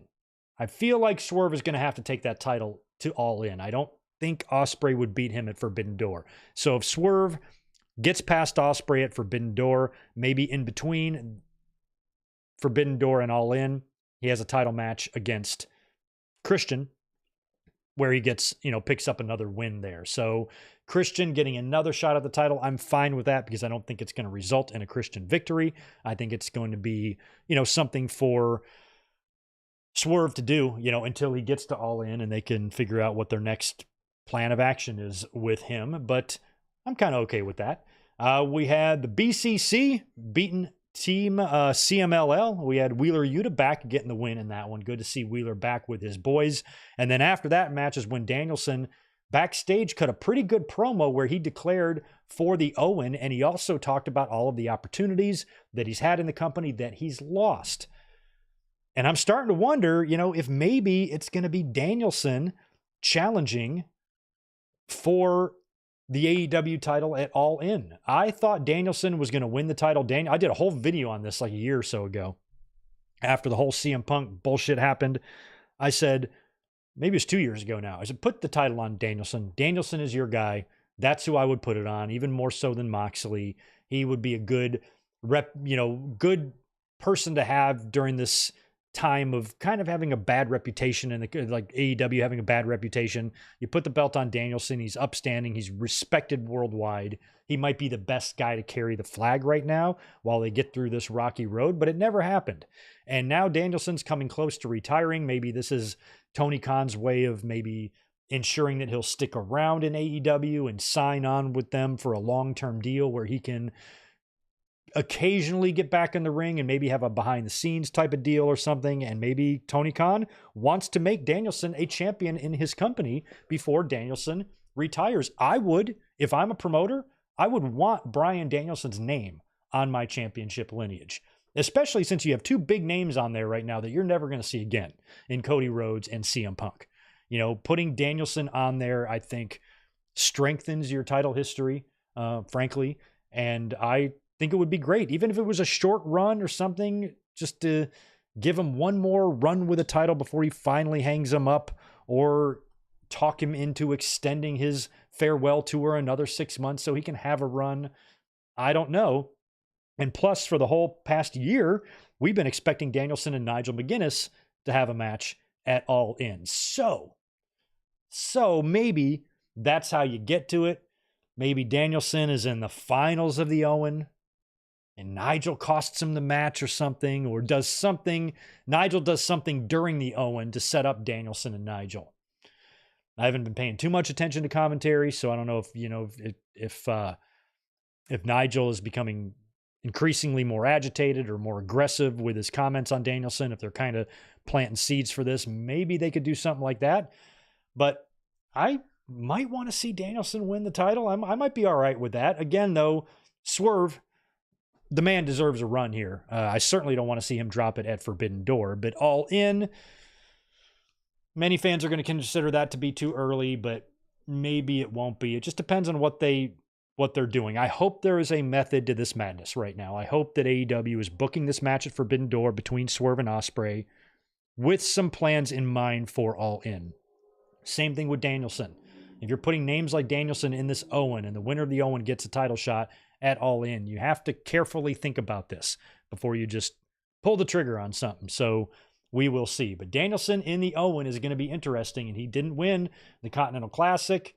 Maybe this is the one that he wins. Again, Danielson as the winner of the Owen would be great as well. Bryan Danielson and Owen Hart are a lot alike. They got the same top rope drop kick, and I cringe every time both of them did it. Landing flat on your back like that, it just, ouch. They are similar. They've always reminded me of one another. Danielson's a little bit more strong style, I guess. You know, he's got a little more of the strikes and whatnot, where Owen is more of a finesse, high flyer type of thing, but tough as nails too. Be a heck of a shoot, to be honest, Owen Hart and Danielson. Imagine Owen Hart in his prime. Imagine what year do you consider Danielson to be like at his best, at his in-ring best? In WWE, I know his Ring of Honor days, a lot of fans might say that, but in terms of his in-ring best, in terms of also like notoriety, maybe when he came back, like 2018 Danielson, or Daniel Bryan, when he had the Eco belt. 2018 Danielson and 94 Owen. It'd be good stuff right there. So I'm kind of right now rooting for Danielson to win the Owen. I kind of hope that he does. Where did I leave off? Saraya beat Mariah on Wednesday night. So Saraya and Mariah May had a match. This was the match that was originally bumped, remember, the week before? Saraya was not happy about that. They got the match done here. Saraya actually taps Mariah May out with her, I forgot what Paige calls her finisher there. Tapped her out with her old submission move, which was great. Right after the match, Saraya and Harley beat down Toni Storm and Mariah May, and that's when Mina Shirakawa came out to make the save, and Mina is going to be facing Toni Storm at Forbidden Door for the championship, and her and Mariah May have a huge history from Stardom, former tag team partners and close friends, and a lot of chest bumps and a lot of things that are sexual in nature in this angle here. But it's kind of interesting too. I actually like this. I've been kind of enjoying all of it. I love Toni Storm and Mariah May's relationship. It's definitely a play on the movie All About Eve with Bette Davis. And I'm still not tired of Toni. When she said her Forbidden Door was open for business, oh my God, I popped.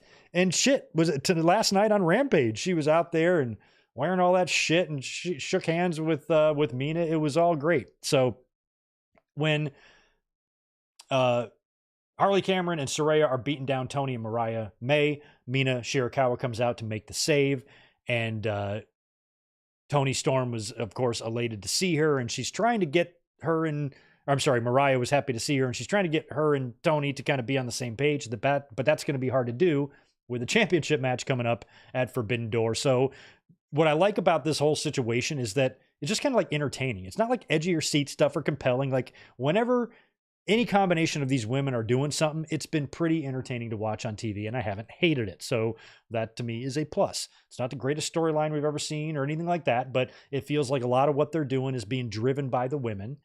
And I like that.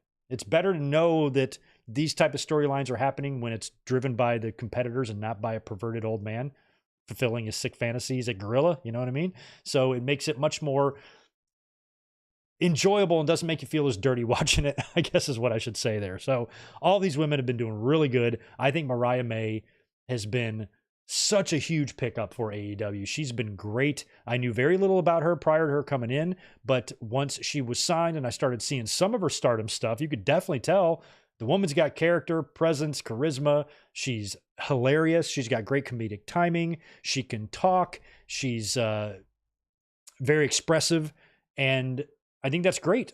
Both Mariah May and Mina Shirakawa have had recent appearances on Hey EW and with RJ City. They're both really funny episodes. Shirakawa was the most recent.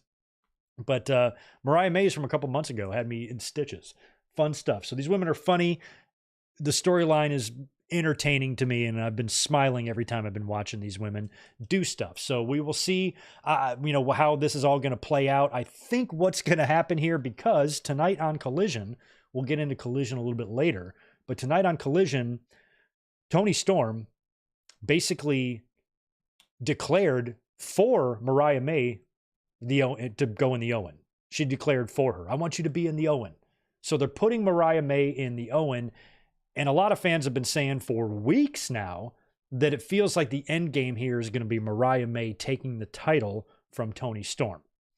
So I guess the way they're going to get there isn't by having dissension and then a split.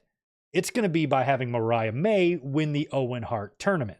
So I kind of feel now that Mariah May is your odds-on favorite to win. I almost feel like the women's Owen tournament is spoiled. Not spoiled, but feels pretty obvious who's going to win that now, just like it feels very obvious that Jungle Jack is going to be winning that TNT championship also. So if that's the case, I'm cool with that. That's what they've been building towards. That's what this whole story has been about, was eventually Mariah May and Toni Storm colliding. And if Mariah May takes the championship from her, I'm fine with that. I'm totally fine with that. It would be a lot better than Saraya winning the title last year at All In. So I kind of feel like now, especially since tonight on Collision, Toni Storm said, I'm going to be there with you every step of the way. So it sounds like she's going to be maybe helping her. Maybe she screws her at the end. I don't know. But it sounds like she's going to be there with her. And then when Mariah May wins, I guess at that point, it's going to dawn on Toni Storm that, oh shit, now I got to wrestle this woman for my championship. So it was the chin up, tits out, watch for the shoe, and they were gone tonight on Collision. But Mariah is going to be in the Owen. But back to Dynamite, the main event of the show was Swerve Strickland defending his championship against Roderick Strong. A lot of fans had problem with Roderick Strong getting the title shot. It doesn't make sense. Why is he getting the title shot? He just lost. And now he's getting a title shot. It doesn't make sense. Yeah, I mean, I guess it doesn't. But number one, it's pro wrestling. And if you're looking for shit to make sense, you're going to be looking for a long time. Wrestling, the whole point of wrestling is to not make sense. That's why we like it. Suspend your disbelief. Nothing that we watch makes sense.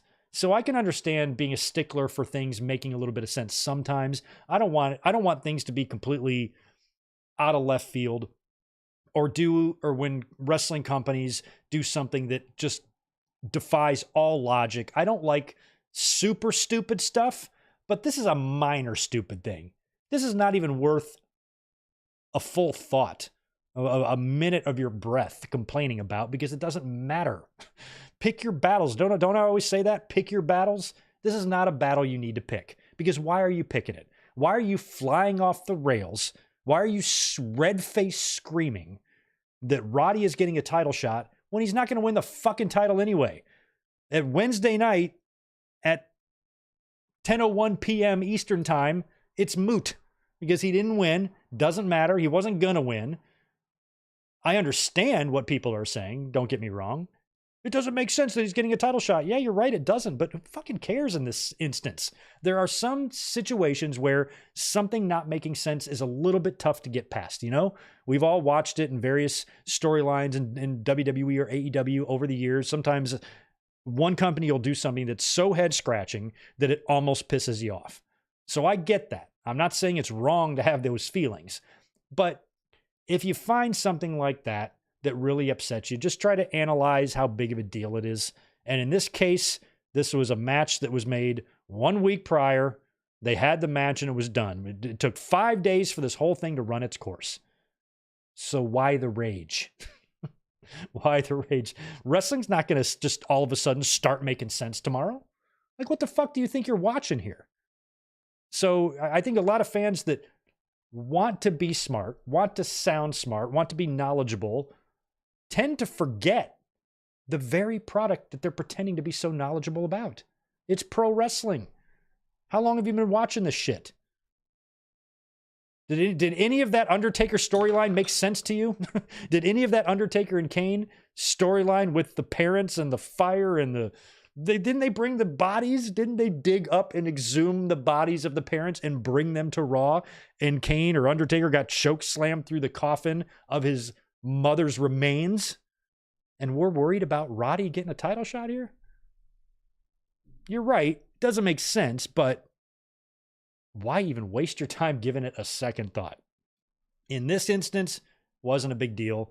I didn't give a shit in the world. And Swerve won with a sick-ass house call right to the side of Roddy's noggin, retained his AEW title, and all that screaming and yelling for nothing.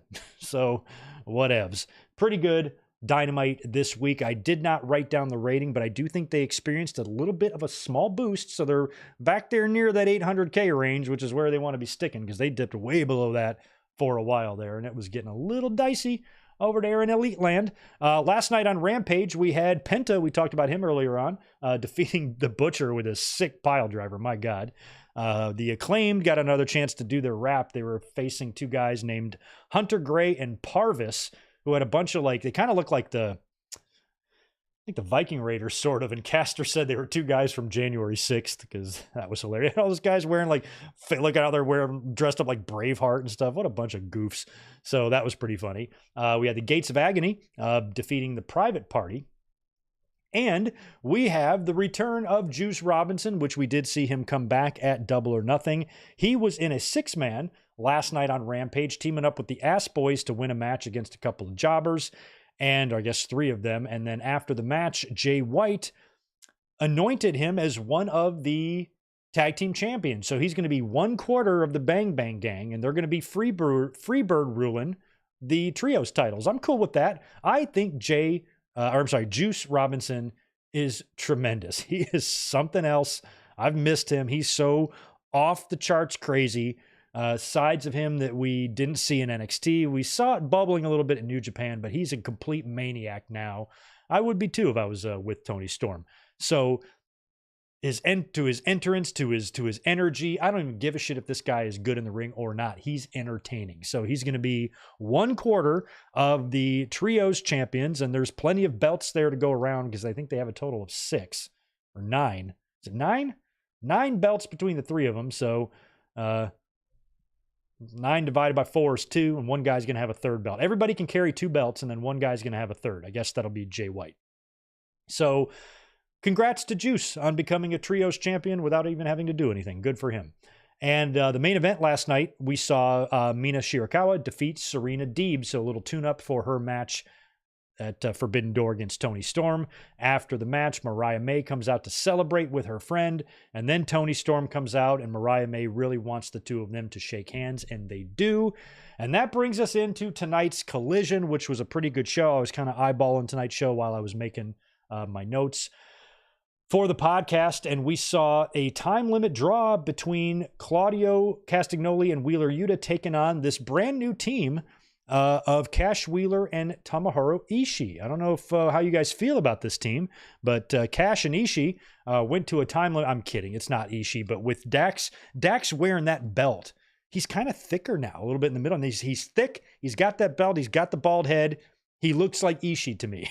Now, just Google a picture of Ishii and just look at how Dax looked tonight. That's him.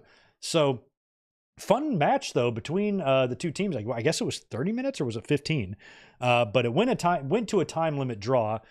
After the match, Cash Wheeler gets on the mic. He, of course, wants 5 more minutes.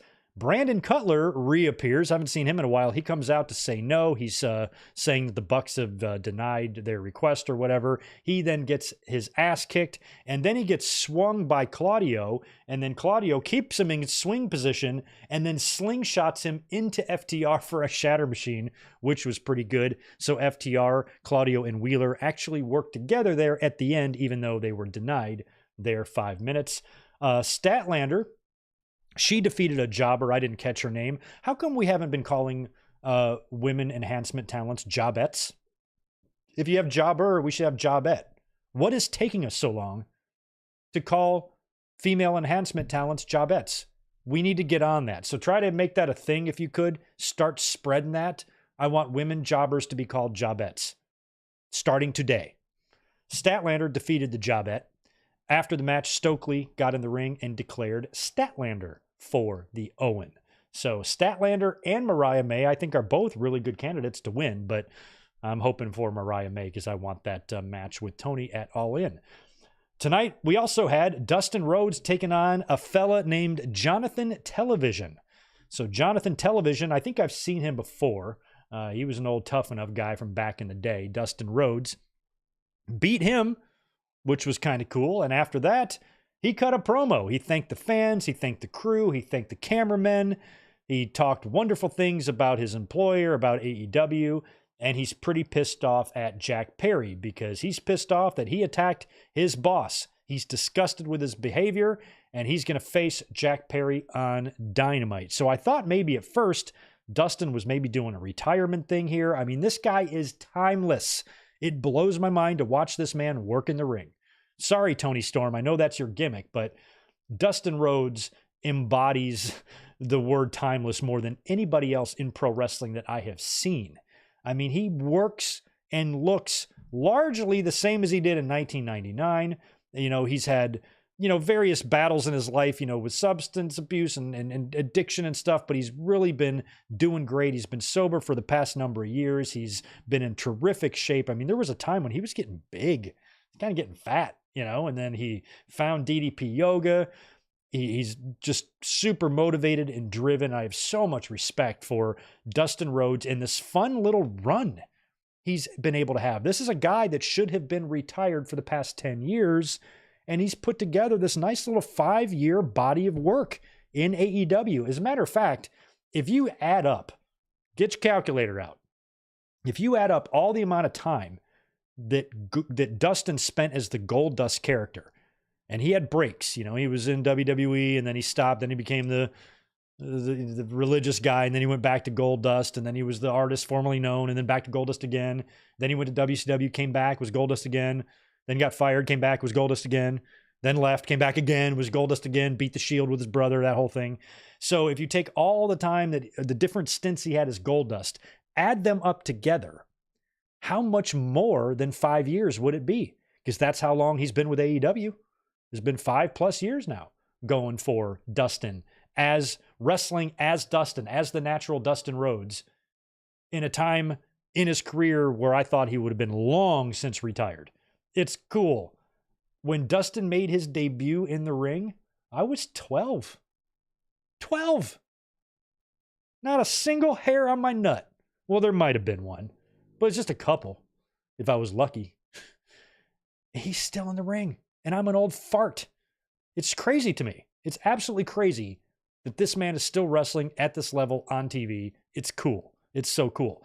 And I thought that he might be doing like a retirement angle or something here. And since he seems to be focusing his energy on Jack Perry, I think if Dustin were thinking about retiring, and again, I don't know, we have no idea. No idea what Dustin Rhodes wants to do. He can do what he wants. I'm going to support it. But if he is starting to come to the conclusion that he needs to retire, or maybe he needs to start thinking about when he's going to have that last match, if you're Dustin Rhodes, what's the best way to go out? for a career like Dustin, somebody who's had the career that he's had. He seems to be someone who wants to help the business, wants to help the company he works for, and wants to help the talent that will succeed him. Maybe having a little program with Jack Perry here, if he, something happens on Dynamite, he loses to him or whatever, and then maybe Jack wins the TNT title and Dustin has one more flair for the gold, and it's a title versus career match. Jack Perry, Dustin Rhodes, all in. Maybe not all in. Dustin Rhodes' last match that happened here in America. Probably happened down there in Texas somewhere. Some Texas place with barbecue, chicken, and that type of stuff. I think that's where Dustin's retirement. You know how Terry Funk, his first retirement was there in Amarillo? I think Dustin should have something similar like that. At least that's what I would want for him, to be around family, around friends, and around his hometown. But it's also something that I would like Cody to be a part of. And I don't think Cody can if Dustin Rhodes is going to have his final match in AEW, which means, who knows what his contract status is with AEW as well. Again, we are only speculating here, okay? So don't take anything I'm saying as rumors or news or anything. I'm just speculating. Do you think that if his contract is up in the next year in AEW, that he might want to just go have one more little hurrah in WWE? Not as a full-time wrestler, but maybe one match. Maybe have his final match as a professional wrestler take place in WWE, just so Cody can be a part of that, and you can have Dusty's spirit there a lot more than maybe you would in AEW. Just a thought. But if not, and Dustin Rhodes is thinking about calling it a career in terms of in the ring, and it's time for it to happen, I would absolutely involve the Elite. I would make them a part of that. I mean, a lot of people don't remember or forget that Vince McMahon was kind of instrumental in Flair's retirement. Remember, wasn't it Vince that told Flair, the next time you lose, you have to retire? So the Elite kind of doing the same thing, having a hand in some way. I don't know how they would do it. There's a million different ways you could do it. But if the Elite could maybe play a role somehow in how Dustin retires and interfere in a career match and cause him to lose and and it could get some heat. I mean, it could get some heat if they are the ones that are going to be known as ending the career of Dustin Rhodes, of a legend, the grandson of a plumber. His career came to an end because of us, because of what we did to him. And if Jack Perry is the guy to do that, that's a notch on his belt. That's a feather in his cap. That's, Jericho. I beat Austin and Rock in the same night. Perry, I retired the great Dustin Rhodes. And maybe you can get one more fucking legend he could do that too. And he can have two names, on his list there. I mean, if they were going to follow through with if Adam Copeland never got hurt and he was the one to take it off of him, he could say Dustin and Edge. But I could be nothing to this. We might just get the match between Dustin and Perry on Dynamite and then it's done. But it is interesting that they're involving Dustin here. Maybe it is going to tie into some kind of retirement at some point. He can't wrestle forever. I mean, it looks like he can. When I saw Dustin tonight in the ring, clearly he's old and stuff, but he's fine. He does not look like a guy that needs to retire. Oh my God, he's got to retire tomorrow before he dies. No, he could go another 2 years based on how he looked in there. So it might not have anything to do with retirement, but at some point, Dustin's going to have to think about it. At some point, he's going to have to say, I've had one hell of a career. I might want to think about having that last match.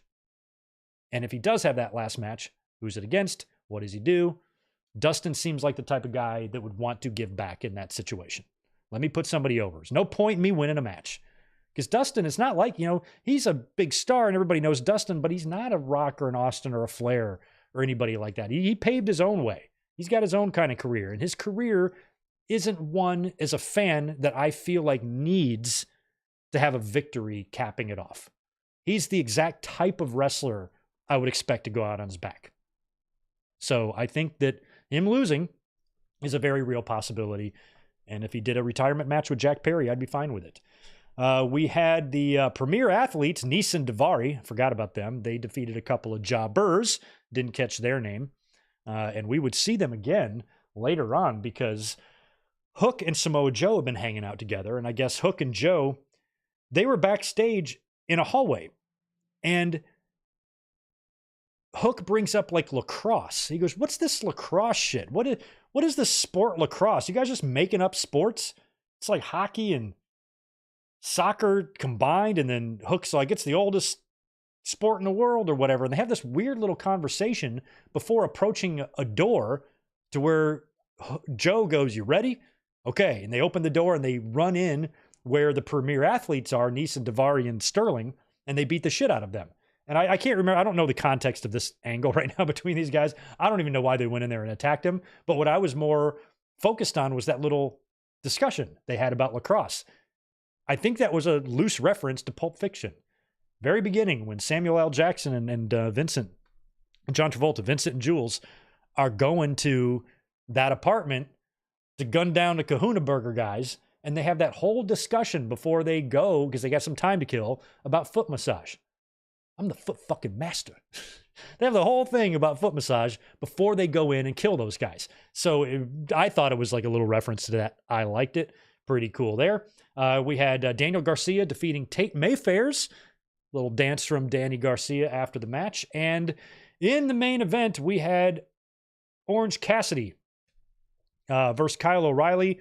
OC got the win here. He has got a match, I think, even though I don't believe it's confirmed, it feels like it's going to be OC and Zack Sabre Jr. at Forbidden Door.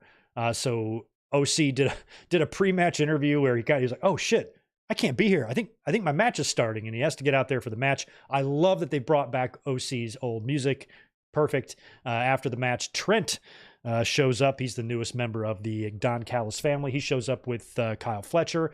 They start beating the crap out of Orange Cassidy, but then O'Reilly shows back up to help out. He gets beat down, and then Chris Statlander shows up to punk out Orange Cassidy, but then she is ran off by Willow Nightingale, who's still very mad and trying to get her hands on Statlander. She was pretty pissed at Statlander on Dynamite as well, ran her off. So Statlander and Willow are headed for a collision, and I'm wondering if maybe that collision comes in, no pun intended, comes in the Owen tournament, as Willow is last year's winner. So Willow maybe beating Statlander in an opening round, or maybe even a semifinal or final, could be a lot of fun. I think Mariah May should be the one to win this, but I wouldn't be against Willow being a two-time winner either. So Willow, Statlander, Mariah May, any of those women coming away with the win in the Owen is fine by me. Fine by me. Excuse me. So we will see. That is your collision in a nutshell, and this is what we have for Forbidden Door so far. We talked about Toni Storm taking on Mina Shirakawa, also Mercedes Moné taking on Stephanie Vacour, and we have the TNT ladder match that is currently being qualified for right now. I didn't mention that on Dynamite. One thing that I forgot to mention was Mark Briscoe winning a qualifier over Brian Cage to qualify for the TNT title. Mark Briscoe and Takeshita have qualified for the ladder match so far, and there's more to come. And also, of course, we have Swerve Strickland defending his championship against Will Ospreay. So I'm assuming they're going to add Orange Cassidy versus Zack Sabre Jr., and we'll probably get like 3 more matches on top of that announced and confirmed as well for Forbidden Door. It's shaping up to be a pretty good one so far. Forbidden Doors so far have delivered. This will be the 3rd, right? This will be the 3rd Forbidden Door. So far, they've all hit. They've been good. Excuse me. All right, see, I've been talking forever. I'm going hoarse up in here. All right, so that does it for AEW stuff. We got to talk about SmackDown. SmackDown happened last night. Most people said it was a skippable show, so I only kind of watched the Cliff's Notes version, but we will talk about SmackDown, and we will talk about the Clash at the Castle card and how it stands right now. But before we do that, back to the chat. Dustin's probably glad he didn't do those implants back in the day. Dustin was wild. He actually offered to get breast implants back when he was playing the Goldust character. He was wild. That was a wild time. Yeah, Muhammad, he definitely was teasing a retirement. The way he was talking about the staff and the cameramen and the producers and all of that had a retirement vibe to it. So that's why I think this match on Dynamite could just be the first step in what's eventually going to be him leaving. MH Nova, good to see you. Yeah, Ronnie Matthews, I'm not sure about that stuff. He's asking, does Martha even talk to Natalya? Because most of the Hart family, Martha doesn't talk to, mainly Brett, unless things have changed. Yeah, I know Martha. It's just sad. The whole Hart family, ever since the screw job, really has had a lot of division in the family. It seems like everything was fine, up until that point, but the screw job, followed by Owen's death, really caused a rift in the family. And then I think, both Stu and Helen just died a couple of years apart. And you had certain camps, Brett's had bitter feelings towards, some of his siblings, and I don't think he was very happy with, Davey Boy and Jim Neidhart just doing whatever they could to get jobs sometimes, and various dissension in the Hart family. It really felt like it got bad after 1997. So I don't know what Martha's relationship is with anybody else. I don't know if Natalya has a relationship with her. I mean, it would be her aunt, right? Yeah, it would be her aunt. Yeah, Martha is her aunt. So I don't know what their relationship is, or if Martha, distances herself from the wrestling portion of the Hart family, or a lot of the other brothers and sisters. I don't know. I really don't know what the relationship is. So it wouldn't be really fair to speculate about Natalya being involved in the Owen Hart tournament. We don't even know what kind of relationship she has with Owen's family, and if it even exists. So, and you don't know if if Martha has bitter feelings towards everyone that wrestles in WWE. If she doesn't like Natty because of that, or she has such bitter feelings towards WWE that anybody that does business with them is dead to her. I don't know. I don't know. I don't know. It's a sad situation, though, at the end of the day. It's really a bummer what happened there. By the way, anybody who has not smashed the thumbs up button, if you would do that for me, I would consider it a Saturday favor. Thank you very much. And now we got to get to SmackDown. Time to talk SmackDown. Last night. So we do, in fact, well, actually, we're going to backtrack. We're not going to talk about Cody and AJ yet. We're going to talk about the Bloodline. So the Bloodline, I believe they even opened up the show last night, right? Their segment was to anoint Tonga Loa into the Bloodline, the ceremony type of thing. This Bloodline 2.2 or 2.0, excuse me, is really hard to get invested in outside of the performance by Paul Heyman. He is terrific in all of this. And I've been speculating that he is so terrific, in fact, that he's manipulating all three of these fools. And the big hint, the big indicator to that to me was a couple weeks ago when Solo was talking to Paul Heyman, and it was almost felt like Solo was covering his tracks. He was like, so you haven't talked to Roman, right? You haven't talked to him at all, right? Since WrestleMania? And then Heyman's like, no, I haven't. Okay, good. Well, I have. It's like he needed to hear that from Heyman. He needed to hear Heyman say he hasn't talked to Roman. Tito's here, by the way. He needed to hear Heyman say he hasn't talked to Roman. That way he could lie about it. And I'm like, okay, well, Paul Heyman has a 30-year reputation of being a master manipulator. It's what he does. And he's probably playing him. If I'm Heyman, I would just play stupid. I would act like I haven't talked to Roman, I haven't talked to The Rock, I haven't talked to anyone. Let Solo believe that he has got me scared shitless. Let Solo believe that I am completely under his control.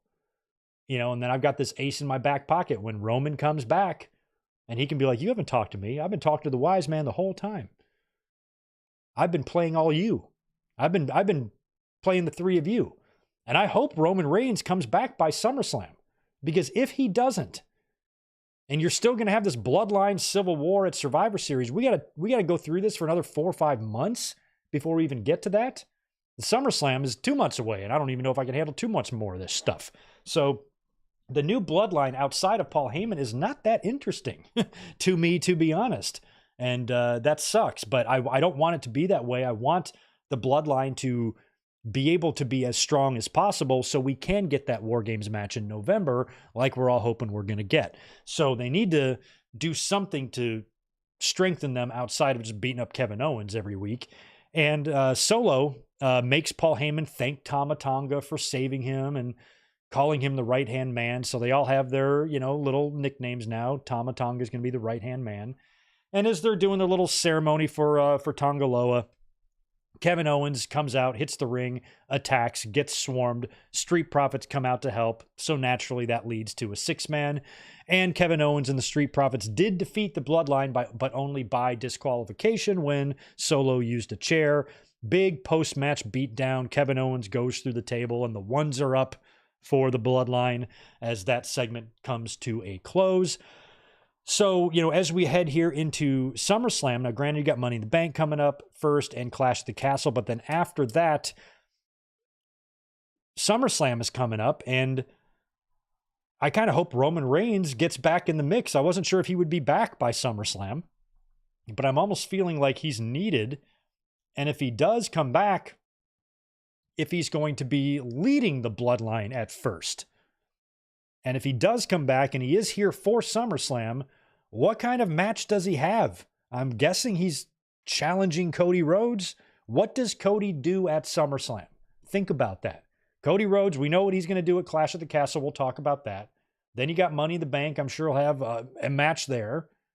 But then it's SummerSlam. Who is going to challenge him at SummerSlam? It feels like it has to be Roman Reigns. Maybe it's Roman and Cody at SummerSlam and the Bloodline tries to help Roman and they fuck up or something. I don't know. I don't even know what you do here. I don't know if Roman comes back for SummerSlam. I don't know how you don't put him with Cody, but I also understand you might want to hold off on that until later on in the year or next year. And Cody's still got unfinished business with The Rock. So I don't know how all of that ties in, but I feel like it could just be Solo Sikoa against Roman Reigns at SummerSlam, or Roman gets the title shot. Solo Sikoa helped Roman beat Cody at WrestleMania 39, and maybe they try to do the same thing, and this time Solo blasts Roman with the spike instead, and Cody takes advantage and is able to beat Roman. That leads to a Bloodline split, and Roman recruiting his cousins and maybe even Sammy to come battle 2.0 in the Civil War. Something like that. But when I think about Cody Rhodes and who is currently on the SmackDown roster, Randy Orton, is the only guy that I can think of that would be a great SummerSlam opponent for Cody Rhodes. But Randy has been off TV ever since losing to Gunther in Saudi Arabia. So I feel like Randy would have to come back and turn heel to face Cody Rhodes. If that's what they do, great. Cody and Randy is a feud and an angle that needs to happen. Maybe part of the reason why Randy Orton is off TV right now is so they can bring him back, and all the fans are going to expect him to be a face, and then maybe he attacks Cody after Clash at the Castle. Maybe Cody gets past AJ, and then Randy comes back and attacks on the very next SmackDown, and now you got your summertime program with those two guys. Or it's going to be Roman Reigns. Don't know. But speaking of Cody Rhodes, he will, in fact, be facing AJ Styles again at Clash at the Castle. We assume that after he got duped last week in AJ's bullshit retirement, everybody in the arena and everybody in the arena's mothers knew what AJ was doing except for Cody Rhodes. So dumbass Cody shows up last night. He's pissed, rightfully so, and he wants a piece of AJ. They're jaw-jacking at each other in the parking garage. There's security there. AJ's in an SUV. Cody can't get to him, so Cody goes out to the ring, angry, screaming on the mic, calls out AJ Styles, who comes out with the Good Brothers at ringside, and Cody is mad. He wants AJ, and he wants to make AJ Styles say, "I quit." So Aldis is out there, and he's kind of in the middle of it. He goes, "You good with that? You good with that? Let's make it happen." Clash at the Castle. Cody Rhodes defending the WWE title against AJ Styles in an I Quit match. That's going to be good. That's going to be tremendous. Their match at Backlash in France was great. This one's going to be in Scotland, and it's going to be an I Quit match. And neither guy, well, I guess AJ's got the calf crusher. Neither guy is an overwhelming submission wrestler, so it might not come down to a submission. It might come down to just an I Quit match, like say I quit, or I stick this baseball bat with nails sticking out of it up your ass. I would say I quit too. So we'll see what kind of finish they do there. And let me ask you this, my friends. What's the main event? Cody and AJ has got to be on the undercard, right? Is WWE and Cody Rhodes okay with him not being the main event? Since he technically is the top star, main event, carrying your top title. It's in Scotland. I feel like McIntyre has got to be in the main event with Damian Priest. And now I'm wondering if the outcome of Drew and Priest becomes predictable based on where the match falls on the card. Because if we start watching Clash at the Castle and they don't announce a match order, and we get Damian Priest and Drew McIntyre in the middle of the show, I feel like that means McIntyre's definitely not going to win the title. Where if it was the main event, then I feel like it's anybody's ball game. Then McIntyre could totally win the title, or you could have CM Punk come out and screw him or something like that. But that would mean Cody and AJ have to be on the undercard. I would open with one and close with the other, is what I would do. If you're going to have two championship matches on this pay-per-view, I would open and close. So maybe, and this wouldn't be so bad actually, what if Cody and AJ open Clash at the Castle in an I Quit match? Imagine that crowd for that. They would be super jacked. But then again, I don't know where the best place for that match would be, but I guess if Drew and Priest are going to main event, I guess I would put Cody and AJ on first, or they'd have to go second to last. But what if they fucking tear it? That's what I'm worried about. I mean, they are going to crush it. Their match at Backlash was tremendous. So if they go on second to last, McIntyre and Priest are going to have a lot to follow. If they go on first, you get a few other matches in between as your buffer. If Cody and AJ have a match of the year contender, it's easier to follow that if that's the first match than it would be if it was the match right before yours. So I feel like that could open. But then again, if it doesn't, and, Cody and AJ in an I Quit match and that goes on last, then I guess Cody is there just to send the fans home happy. So I feel like you got predictability factor here depending on where these matches land. And I don't even know for sure if Damian Priest is going to win the championship at Clash at the Castle, even if he is in the main event. Feels like he has to. Feels like they're setting him up for a victory there. But then again, they might want to give some more time to Priest. I think it's probably the right move to have Drew win the title. I like Priest. I want him to have opportunities. He's great, but this might have just had to be a short run for him. At least he still gets to be a former world champion. At least they paid off the Money in the Bank without him failing the cash in. But unfortunately, it might result in a 2-month run for him. And sometimes that's just the way it goes. Not everybody can be world champion, and not everybody, when they are world champion, can hold the title for a year. We just came off of a humongously long title run by Roman Reigns. Rollins had that world heavyweight title for nearly a year as well. Rhea Ripley was on a roll until she had to cough up the championship. I just don't know if there's really room or time right now to have another one of those lengthy runs.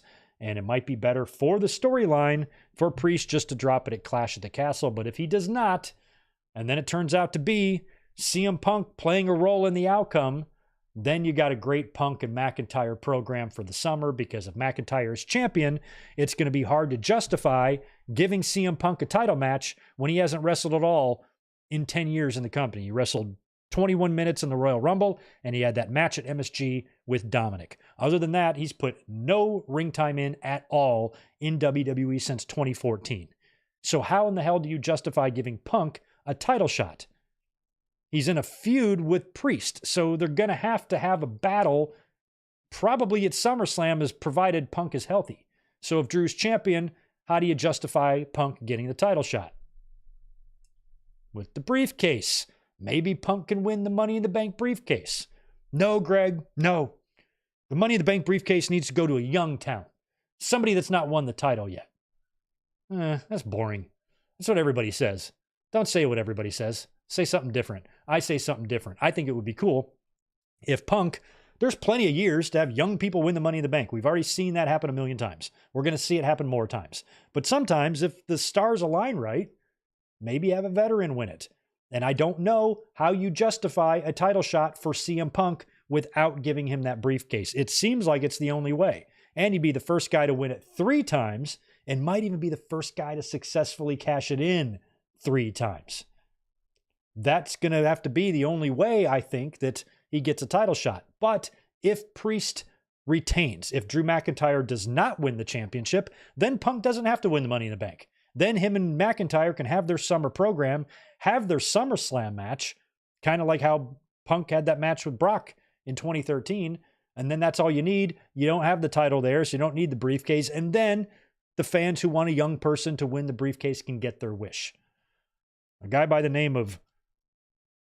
the stupid name of Braun Breaker is on the verge of something big. Apparently the company is super impressed with him.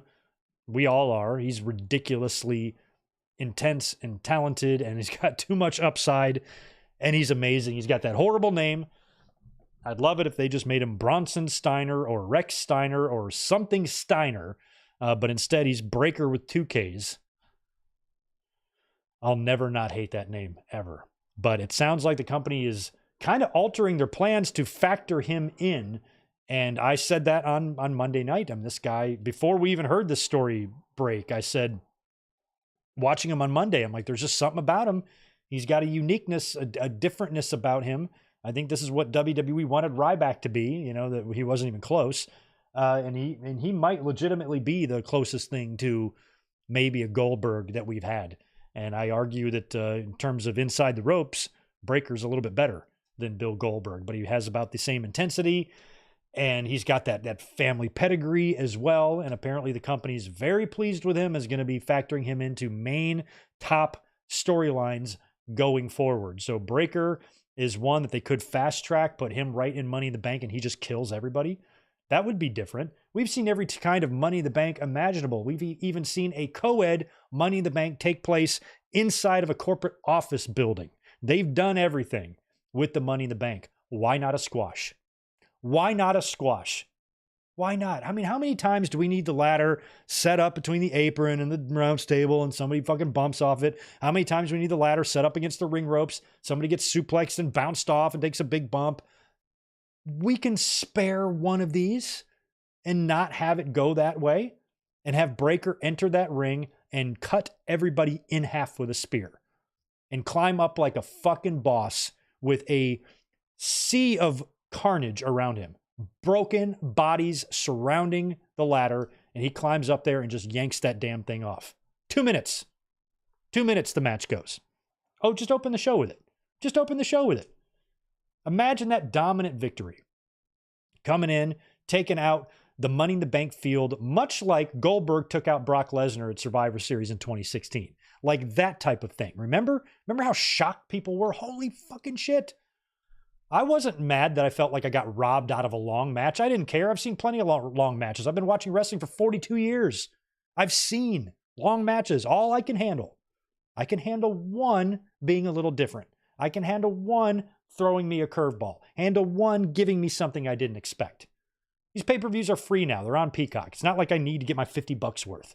And I still think that would be your money's worth. Giving you something that exciting, that shocking, that holy crap, we've never seen that before. We've never seen a Money in the Bank squash match. He'll be the only guy to ever achieve something like that. We've seen Brock's and Cena's and Lashley's in Money in the Bank matches, and they've never been able to do that. So I think if Braun Breaker entered the Money in the Bank, ding, ding, ding, the bell rings, and he just for about a minute and a half murders the other 7 opponents, puts 2 of them through tables, English table, Spanish table, spears 2 other guys through the steps, another guy through the barricade, leaving 1 guy in the ring where he hits his finisher on him, and then he just climbs right up to the top, and it's all offense. Nobody even gets a fucking punch in, and he just pulls the briefcase off. That's how you smash someone over. And unfortunately, too many fans would have that opinion. Oh, well, they didn't get the Money in the Bank match. God damn. You got 20 years of Money in the Bank matches to go back and watch. You can see that stupid ladder bridge spot or rope springboard spot 100 different times in 100 different matches. It's okay to not get it this one time. So if the plan is for Braun Breaker to be more in the forefront of Monday Night Raw for the championship, then I'd have him do something like that, like win Money in the Bank. Otherwise, he might just have to go like on a really intense winning streak, and then they just give him the championship match if you want to have other plans for the Money in the Bank. And I would argue that Breaker is so credible, he doesn't need the Money in the Bank. The only way I would want him in the Money in the Bank match is if they did what I just described, like a squash. Otherwise, give the Money in the Bank to someone else and just let Breaker keep winning to where Pierce is just like, well, I guess I got to give you a title shot, but we know Gunther's getting it at SummerSlam. So Breaker winning the Money in the Bank and then coming in and just cashing in on the winner at SummerSlam, Gunther might win and then he just beats Gunther for it. And then you got a program between Gunther. I don't know which direction you go in. I'm glad I'm not head of creative because I want to do 15 different things at once. And I don't know what the right one is or what would be the most fun or present the best entertainment for the fans. I don't know. These are hard questions. They're not easy. So anyway, Cody and AJ, I Quit match, Clash at the Castle. That's going to be amazing. Also, last night on SmackDown, we had LA Knight defeating Carmelo Hayes. And LA Knight looks like they are going to be putting him with Logan Paul. I hope that they can drag this out until SummerSlam. It's early June. So I don't think we're going to see Logan Paul at Clash at the Castle. He'll be taking that one off. Money in the Bank, however, you could put LA Knight in Money in the Bank and have Logan Paul screw him. You could do that, and that would lead to the SummerSlam match. But they are kicking off what appears to be a program between Logan Paul and LA Knight, and this should be fun because both guys can talk. Now, Logan Paul was not on SmackDown last night. He was busy. He's in LA. He's over here in my side of the country in Los Angeles playing Tetris. He's going to be in the Tetris competition, and he was too busy playing Tetris to show up on SmackDown. Cut a good little promo in his house or somewhere with the camera kind of follow him. And I liked the way it was presented. And I like all of the production stuff they've been doing since Kevin Dunn has left. Now, bear in mind that as the years go by, a lot of these techniques that feel fresh to us now will start to get stale. Mark my words.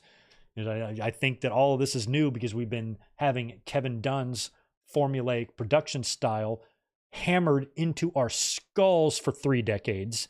We're noticing and loving all of these new changes, but there will come a time where we might kind of get sick of this stuff too. Just something to keep in mind for the future. But right now, it's all great. It's fresh. It's new. It feels good. It feels different, gives you a different vibe, and it does not give you that feeling of same shit, different show that we've had for so many years in WWE. It's been nice, and I like the way that whole promo was shot and delivered by Logan Paul, and I'm looking forward to the Logan Paul and LA Knight match because what this tells me is that LA Knight is going to beat him for the championship. I think this is finally his time to shine and for WWE to get some sort of use out of LA Knight with a championship, and putting him with Logan Paul. I'm sure the match will be good. Logan Paul has not disappointed, but I think so far, Logan Paul's been in the ring with better than LA Knight. He's worked with the Mysterios and the Rollins and the Romans and stuff. And LA Knight, isn't on their level in the ring in my mind, but I really want this to be a good match. And if this is one I would try to save for SummerSlam, drag it out. Obviously, Logan's not going to be at Clash at the Castle, so we're safe there. And then Money in the Bank, I'd stick Logan Paul. I'd stick LA Knight in the Money in the Bank. Maybe Logan Paul too. Maybe Logan wants to go back after the championship and he enters himself and the two cancel each other out. But I love my Braun Breaker Money in the Bank squash idea. I just think that would be so fun. So we will see. I guess it's probably going to be SummerSlam. Hopefully, I don't want them to try to do this early. SummerSlam is the place for this match. LA Knight beating Logan Paul for the U.S. title. That's what I would do. Also last night, a pretty impressive promo by Piper Niven. She's going to be taking on Bayley at Clash at the Castle for the WWE Women's title. And it was a good little promo from Piper reminding, or I guess trying to inform Bayley of her history and, you know, how dominating and nasty she can be, and that she was already a world champion before she even stepped foot in WWE, and that if Bayley knew who she was, she wouldn't be this comfortable standing this close to her. So it was all a really good promo by Piper. It was accentuated by Chelsea Green in the background going, yeah, love Chelsea, so good. And I'm looking forward to that match. I mean, Piper's not going to win, but I think it's going to be a good match for her to get in Scotland there, Bayley and Piper. And I think Bayley will be dropping her women's championship to Nia Jax at SummerSlam. That's my prediction. But you can't get there until you beat Piper first. So Bayley has got a big summer ahead of her, no pun intended, with some of these opponents. So for Clash at the Castle, here's what we got. We got Jade and Bianca in a 3-way taking on Shayna Baszler and Zoe Stark, and Isla Dawn and Melba Toast. So the two of them were kind of wreaking havoc on Monday Night Raw, saying that they weren't on the show and they should be. Now they are getting a championship match against the champions and another team, and Jade and Bianca are going to murder these 4 women, and that's fine with me. We also have Sami Zayn defending against Chad Gable. Talked a lot about Chad Gable earlier on. I think Sami is going to win this one. I think the end game, the payoff here is going to be Gable, assuming he re-ups with the company, winning the Intercontinental title, cutting ties with the Alpha Academy, and aligning with the Creed brothers to form a Team Angle type of group. That's what I've been wanting to see, and it's been kind of on the radar for a couple of months now that we've yet to see come to fruition yet. So if Gable is not re-signing his contract, then we're not going to get any of that. He's going to go to AEW. But if he is going to re-sign with WWE, like many, including myself, are expecting, I think he loses here. Otis has something to do with that. Maybe he finally turns on him. Sami retains, but then Gable maybe wins at SummerSlam. Maybe that's what we do. And hell, maybe I talked about this earlier too. And this is an option. One of the things I mentioned earlier about Gable in this SummerSlam scenario is that if he loses again to Sami Zayn, I'm not sure the exact count, but I think this will be his 5th Intercontinental title shot within the last year at Clash at the Castle. So if he loses again, even if Otis fucks him over, it's going to be really hard for Pierce to grant him another shot. Maybe you put Gable in the Money in the Bank, and maybe he wins, and he's so obsessed with the Intercontinental title that he uses the Money in the Bank to cash in and win the Intercontinental title. That could happen too. I'd have no problem with that. Now that it's fair play with that briefcase, it can be cashed in on a secondary title. Doing it for the IC, why not? Why not? I'm not saying it's the best thing, but it's one thing. It's an option. You could do it. Don't have to do it, but it's one of the many options they could do for the briefcase. Like we talked about a minute ago, we've got Cody and AJ Styles in the I Quit match, and Drew McIntyre challenging Damian Priest for the World Heavyweight title. So only 4 matches confirmed for Clash at the Castle. What am I missing? What are they going to add? Let me think. Are they going to add a Bloodline match? Is it going to be Bloodline against Owens and Profits? Probably. What's going on Raw like right now that we're missing? I don't know if Morgan is going to have a match. She might. I don't know who she'd work with.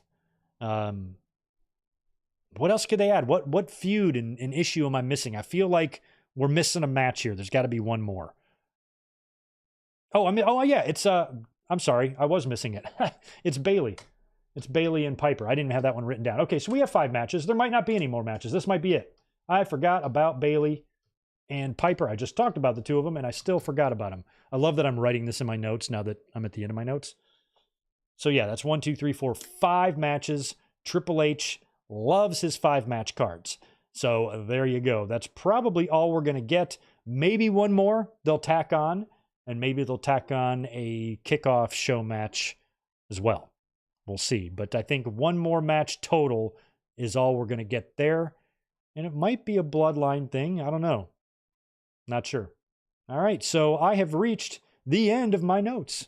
Took us about 2.5 hours to get through all of that. So fun. Now, I'm happy to hang out.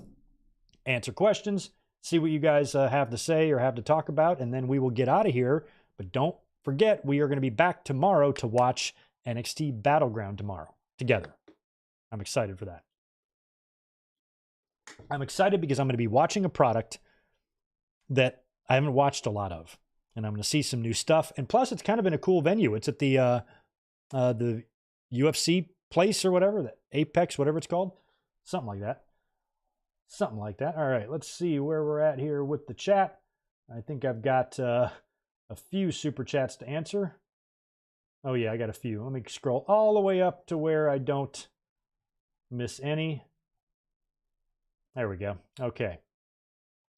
I'm reading some other comments too, so just bear with me. We're now in the reading the chat section of the podcast, so I apologize for periodic pauses. Good point, Stone Cold, AOL, and that merger also played a role. So much stuff played a role in WCW's downfall. Certainly could never land on one person's shoulders. Stone Cold's got $5. Oh, there, that's what you're talking about. Thank you, dude. AOL played a role. I like how you spelled roll, like a bread roll, a delicious bread roll. Too. They didn't want wrestling after they bought Time Warner. That's very true. And that's another big part of that story. But I feel like by the time that stuff started happening, the wheels were already coming off. But that is also a very, very big part of that story. Stone Cold is right. Barry MK, David Flair killed WCW. You might be right. You might be right for how he sold that dropkick. Appreciate the $5. Barry, I'm going to be there in a month, man. So come down to Duke's. Have a margarita with me. It's going to be a blast. I cannot believe how that company pushed David Flair back in the day, back in the 90s. I've talked about my like super old school hotline days. And back in the day, that was my primary way of getting wrestling news. I subscribed to a couple newsletters. I had The Torch for a while and Georgianne Macropolis's Chatterbox.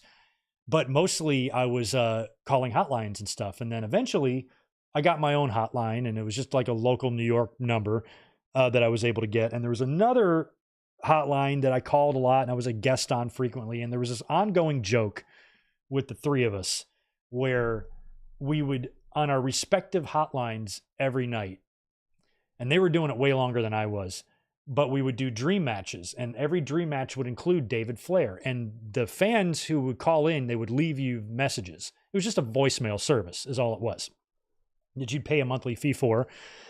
And people could call in and leave them messages, and then you could write down their questions and answer them on the next hotline. Pre-internet wrestling days were crazy, y'all. You don't even want to live these days because they were nuts.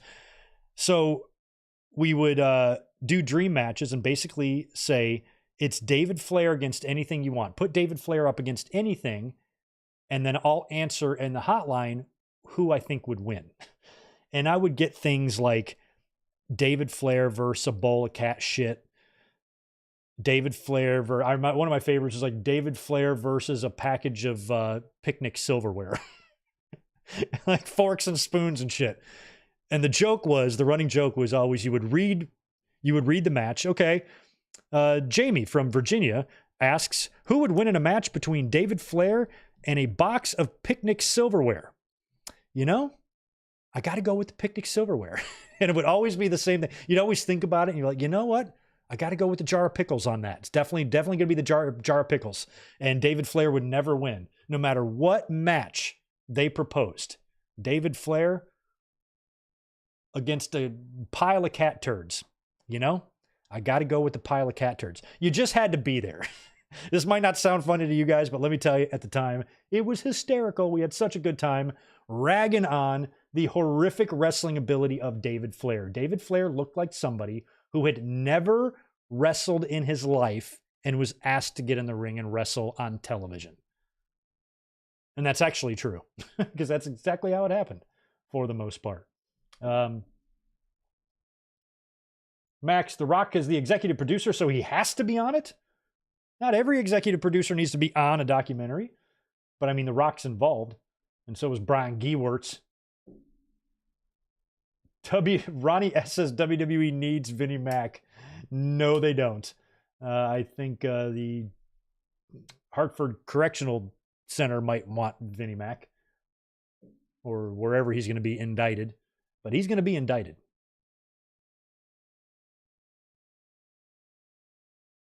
Oh, PTO page. Okay, that's what that one's called. Thank you. Just reading through some comments here. I don't see Tito back there. He's making a lot of noise. What's up, buddy? It's actually close to dinner time for him. That's why he's awake. Reading through more. I know I got more super chats. I just haven't gotten to them yet. There's $2 from Spectra.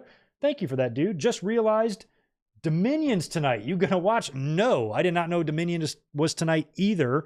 I did unsubscribe from New Japan World a couple of years ago. I had it for about 4 years. I wasn't using a lot, paying $10 a month for 4 years to watch one pay-per-view. I'm like, okay, I'm done. And I didn't like the way New Japan was doing some of the copyright stuff. They were screwing a lot of content creators, and it was getting hard to want to support them.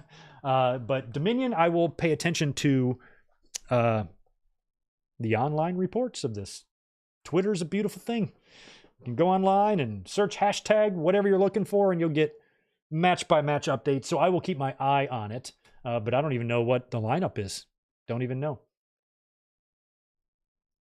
Oh, yeah. Spectre, that's your new last super chat. See, so basically what you're saying, Spectre, is you lied. Earlier on, when you super chatted $5 and said, this is your last super chat, and then you gave me another $2, what you're saying is you're a liar. That's what you're telling me? Okay, Spectre. Whatever you say, man. Kidding. Thank you, brother. Joshua, thank you for the $2. This is a spoiler. Danhausen wins Money in the Bank. I don't think Danhausen is doing well. I think he's upset about a few things. He's been different on social media, and I don't know what's going on with him and his relationship with AEW. I do think he was a CM Punk fan. So I don't know what's going on with him, politically in the company or whatever, but I was really starting to like him, and I don't know, he's another one that just feels like hasn't been the same. I know he had an injury to deal with as well, but he's come back from that injury. And I don't know. He's had some eyebrow-raising social media posts that have just made me wonder what's going on with him. The Juliet, appreciate it. Appreciate the $2. Zack Sabre Jr. challenging Orange Cassidy at Forbidden Door. I did not know that was official. We did talk about that match coming up, but wasn't sure if it was official for Forbidden Door. Sounds like it is. The way they were talking on Collision tonight sounded like that's going to be the deal. And yeah, you just barely made it up in here to say hi to Tito. It's been a long one, man. We've been going for a long time. Saturday night, I got I don't have to rush off to work like normal. So it's been nice to kind of take our time on this one.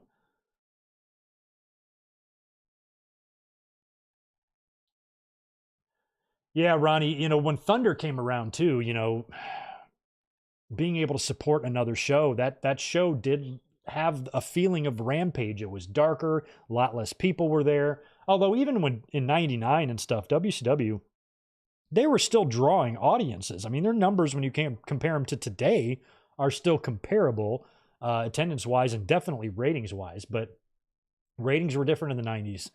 A 4.0 then, would probably be the equivalent of a 1.5 now, just because there's so many different ways. Like back in the day, in the 90s, when the ratings were so high, back then, if you had the internet and YouTube and streaming and DVR and everything else, and everybody had a TV in their pocket on their cell phones, and you could access Raw and Nitro at any time of the day, anywhere, without having to do anything. I had to pop a tape in the VCR every single Monday night.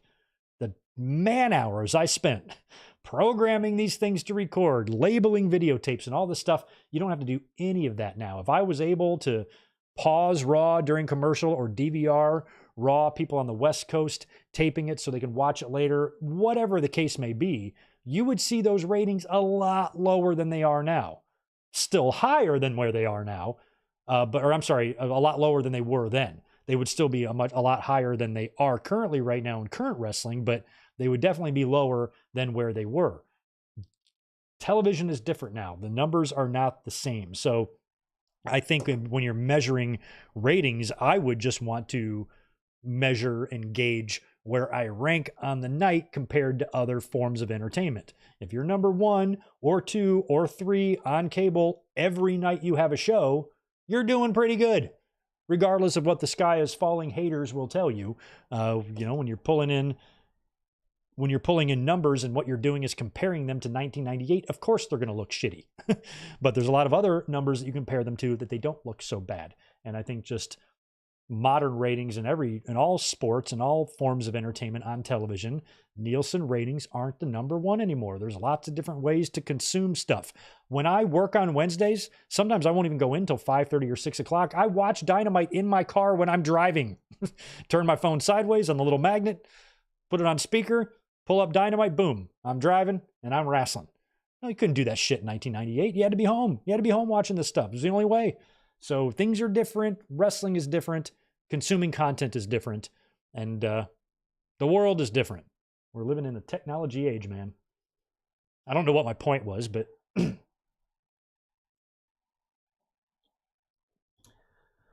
I see the Tonga twins showing up in WWE in the future? I guess. Who the hell are they? Two more I'm unaware of. What I'm waiting for is Jacob Fatu.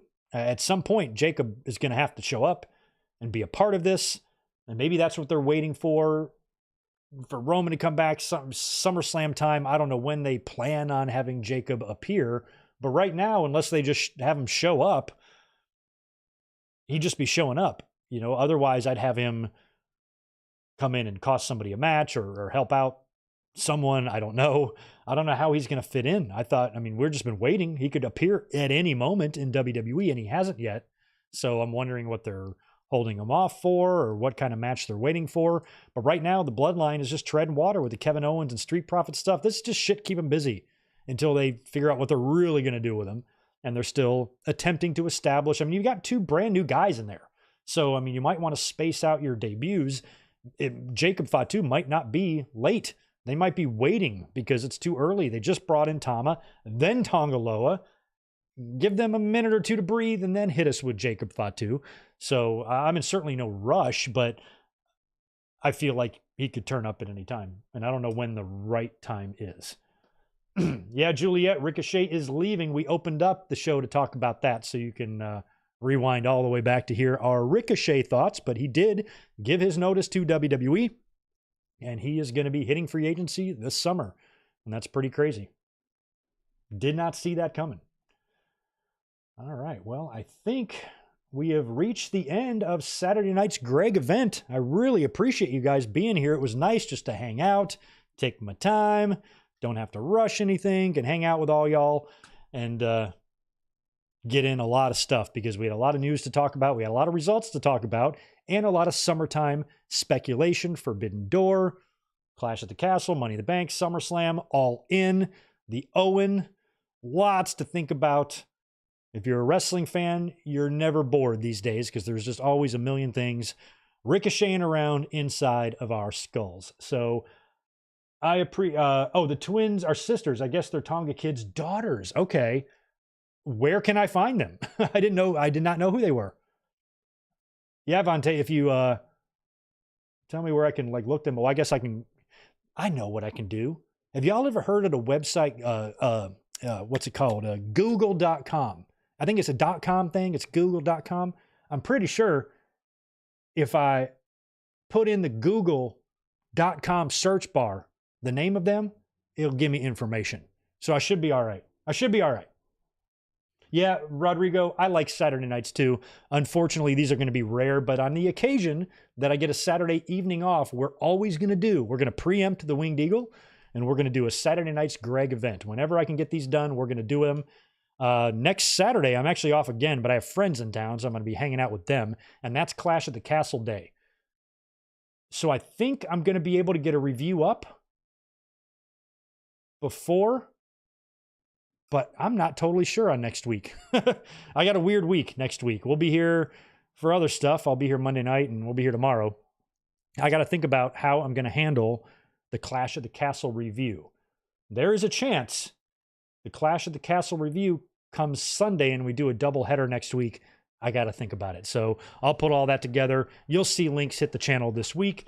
I'll have up, at least one mic drop. I'll probably come up here and talk a little bit more about about who killed WCW as we have part 2 airing on Tuesday. And I'm sure you will see me a lot this week. But more importantly, you're going to be seeing me tomorrow because we will be here watching NXT Battleground together. I can't wait to see what this looks like in this unique venue with Ethan Page and Jordan Grace getting title shots and a lot of rumblings about potential surprises. Tomorrow, maybe somebody like Joe Hendry making an appearance.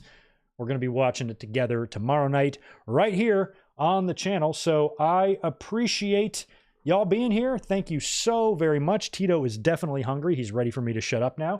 Thank you so much for hanging out with us on this lovely Saturday evening. And I look really forward to hanging out with you guys tomorrow night for NXT Battleground. Enjoy the rest of your Saturday evening, and I'll catch you tomorrow. Peace.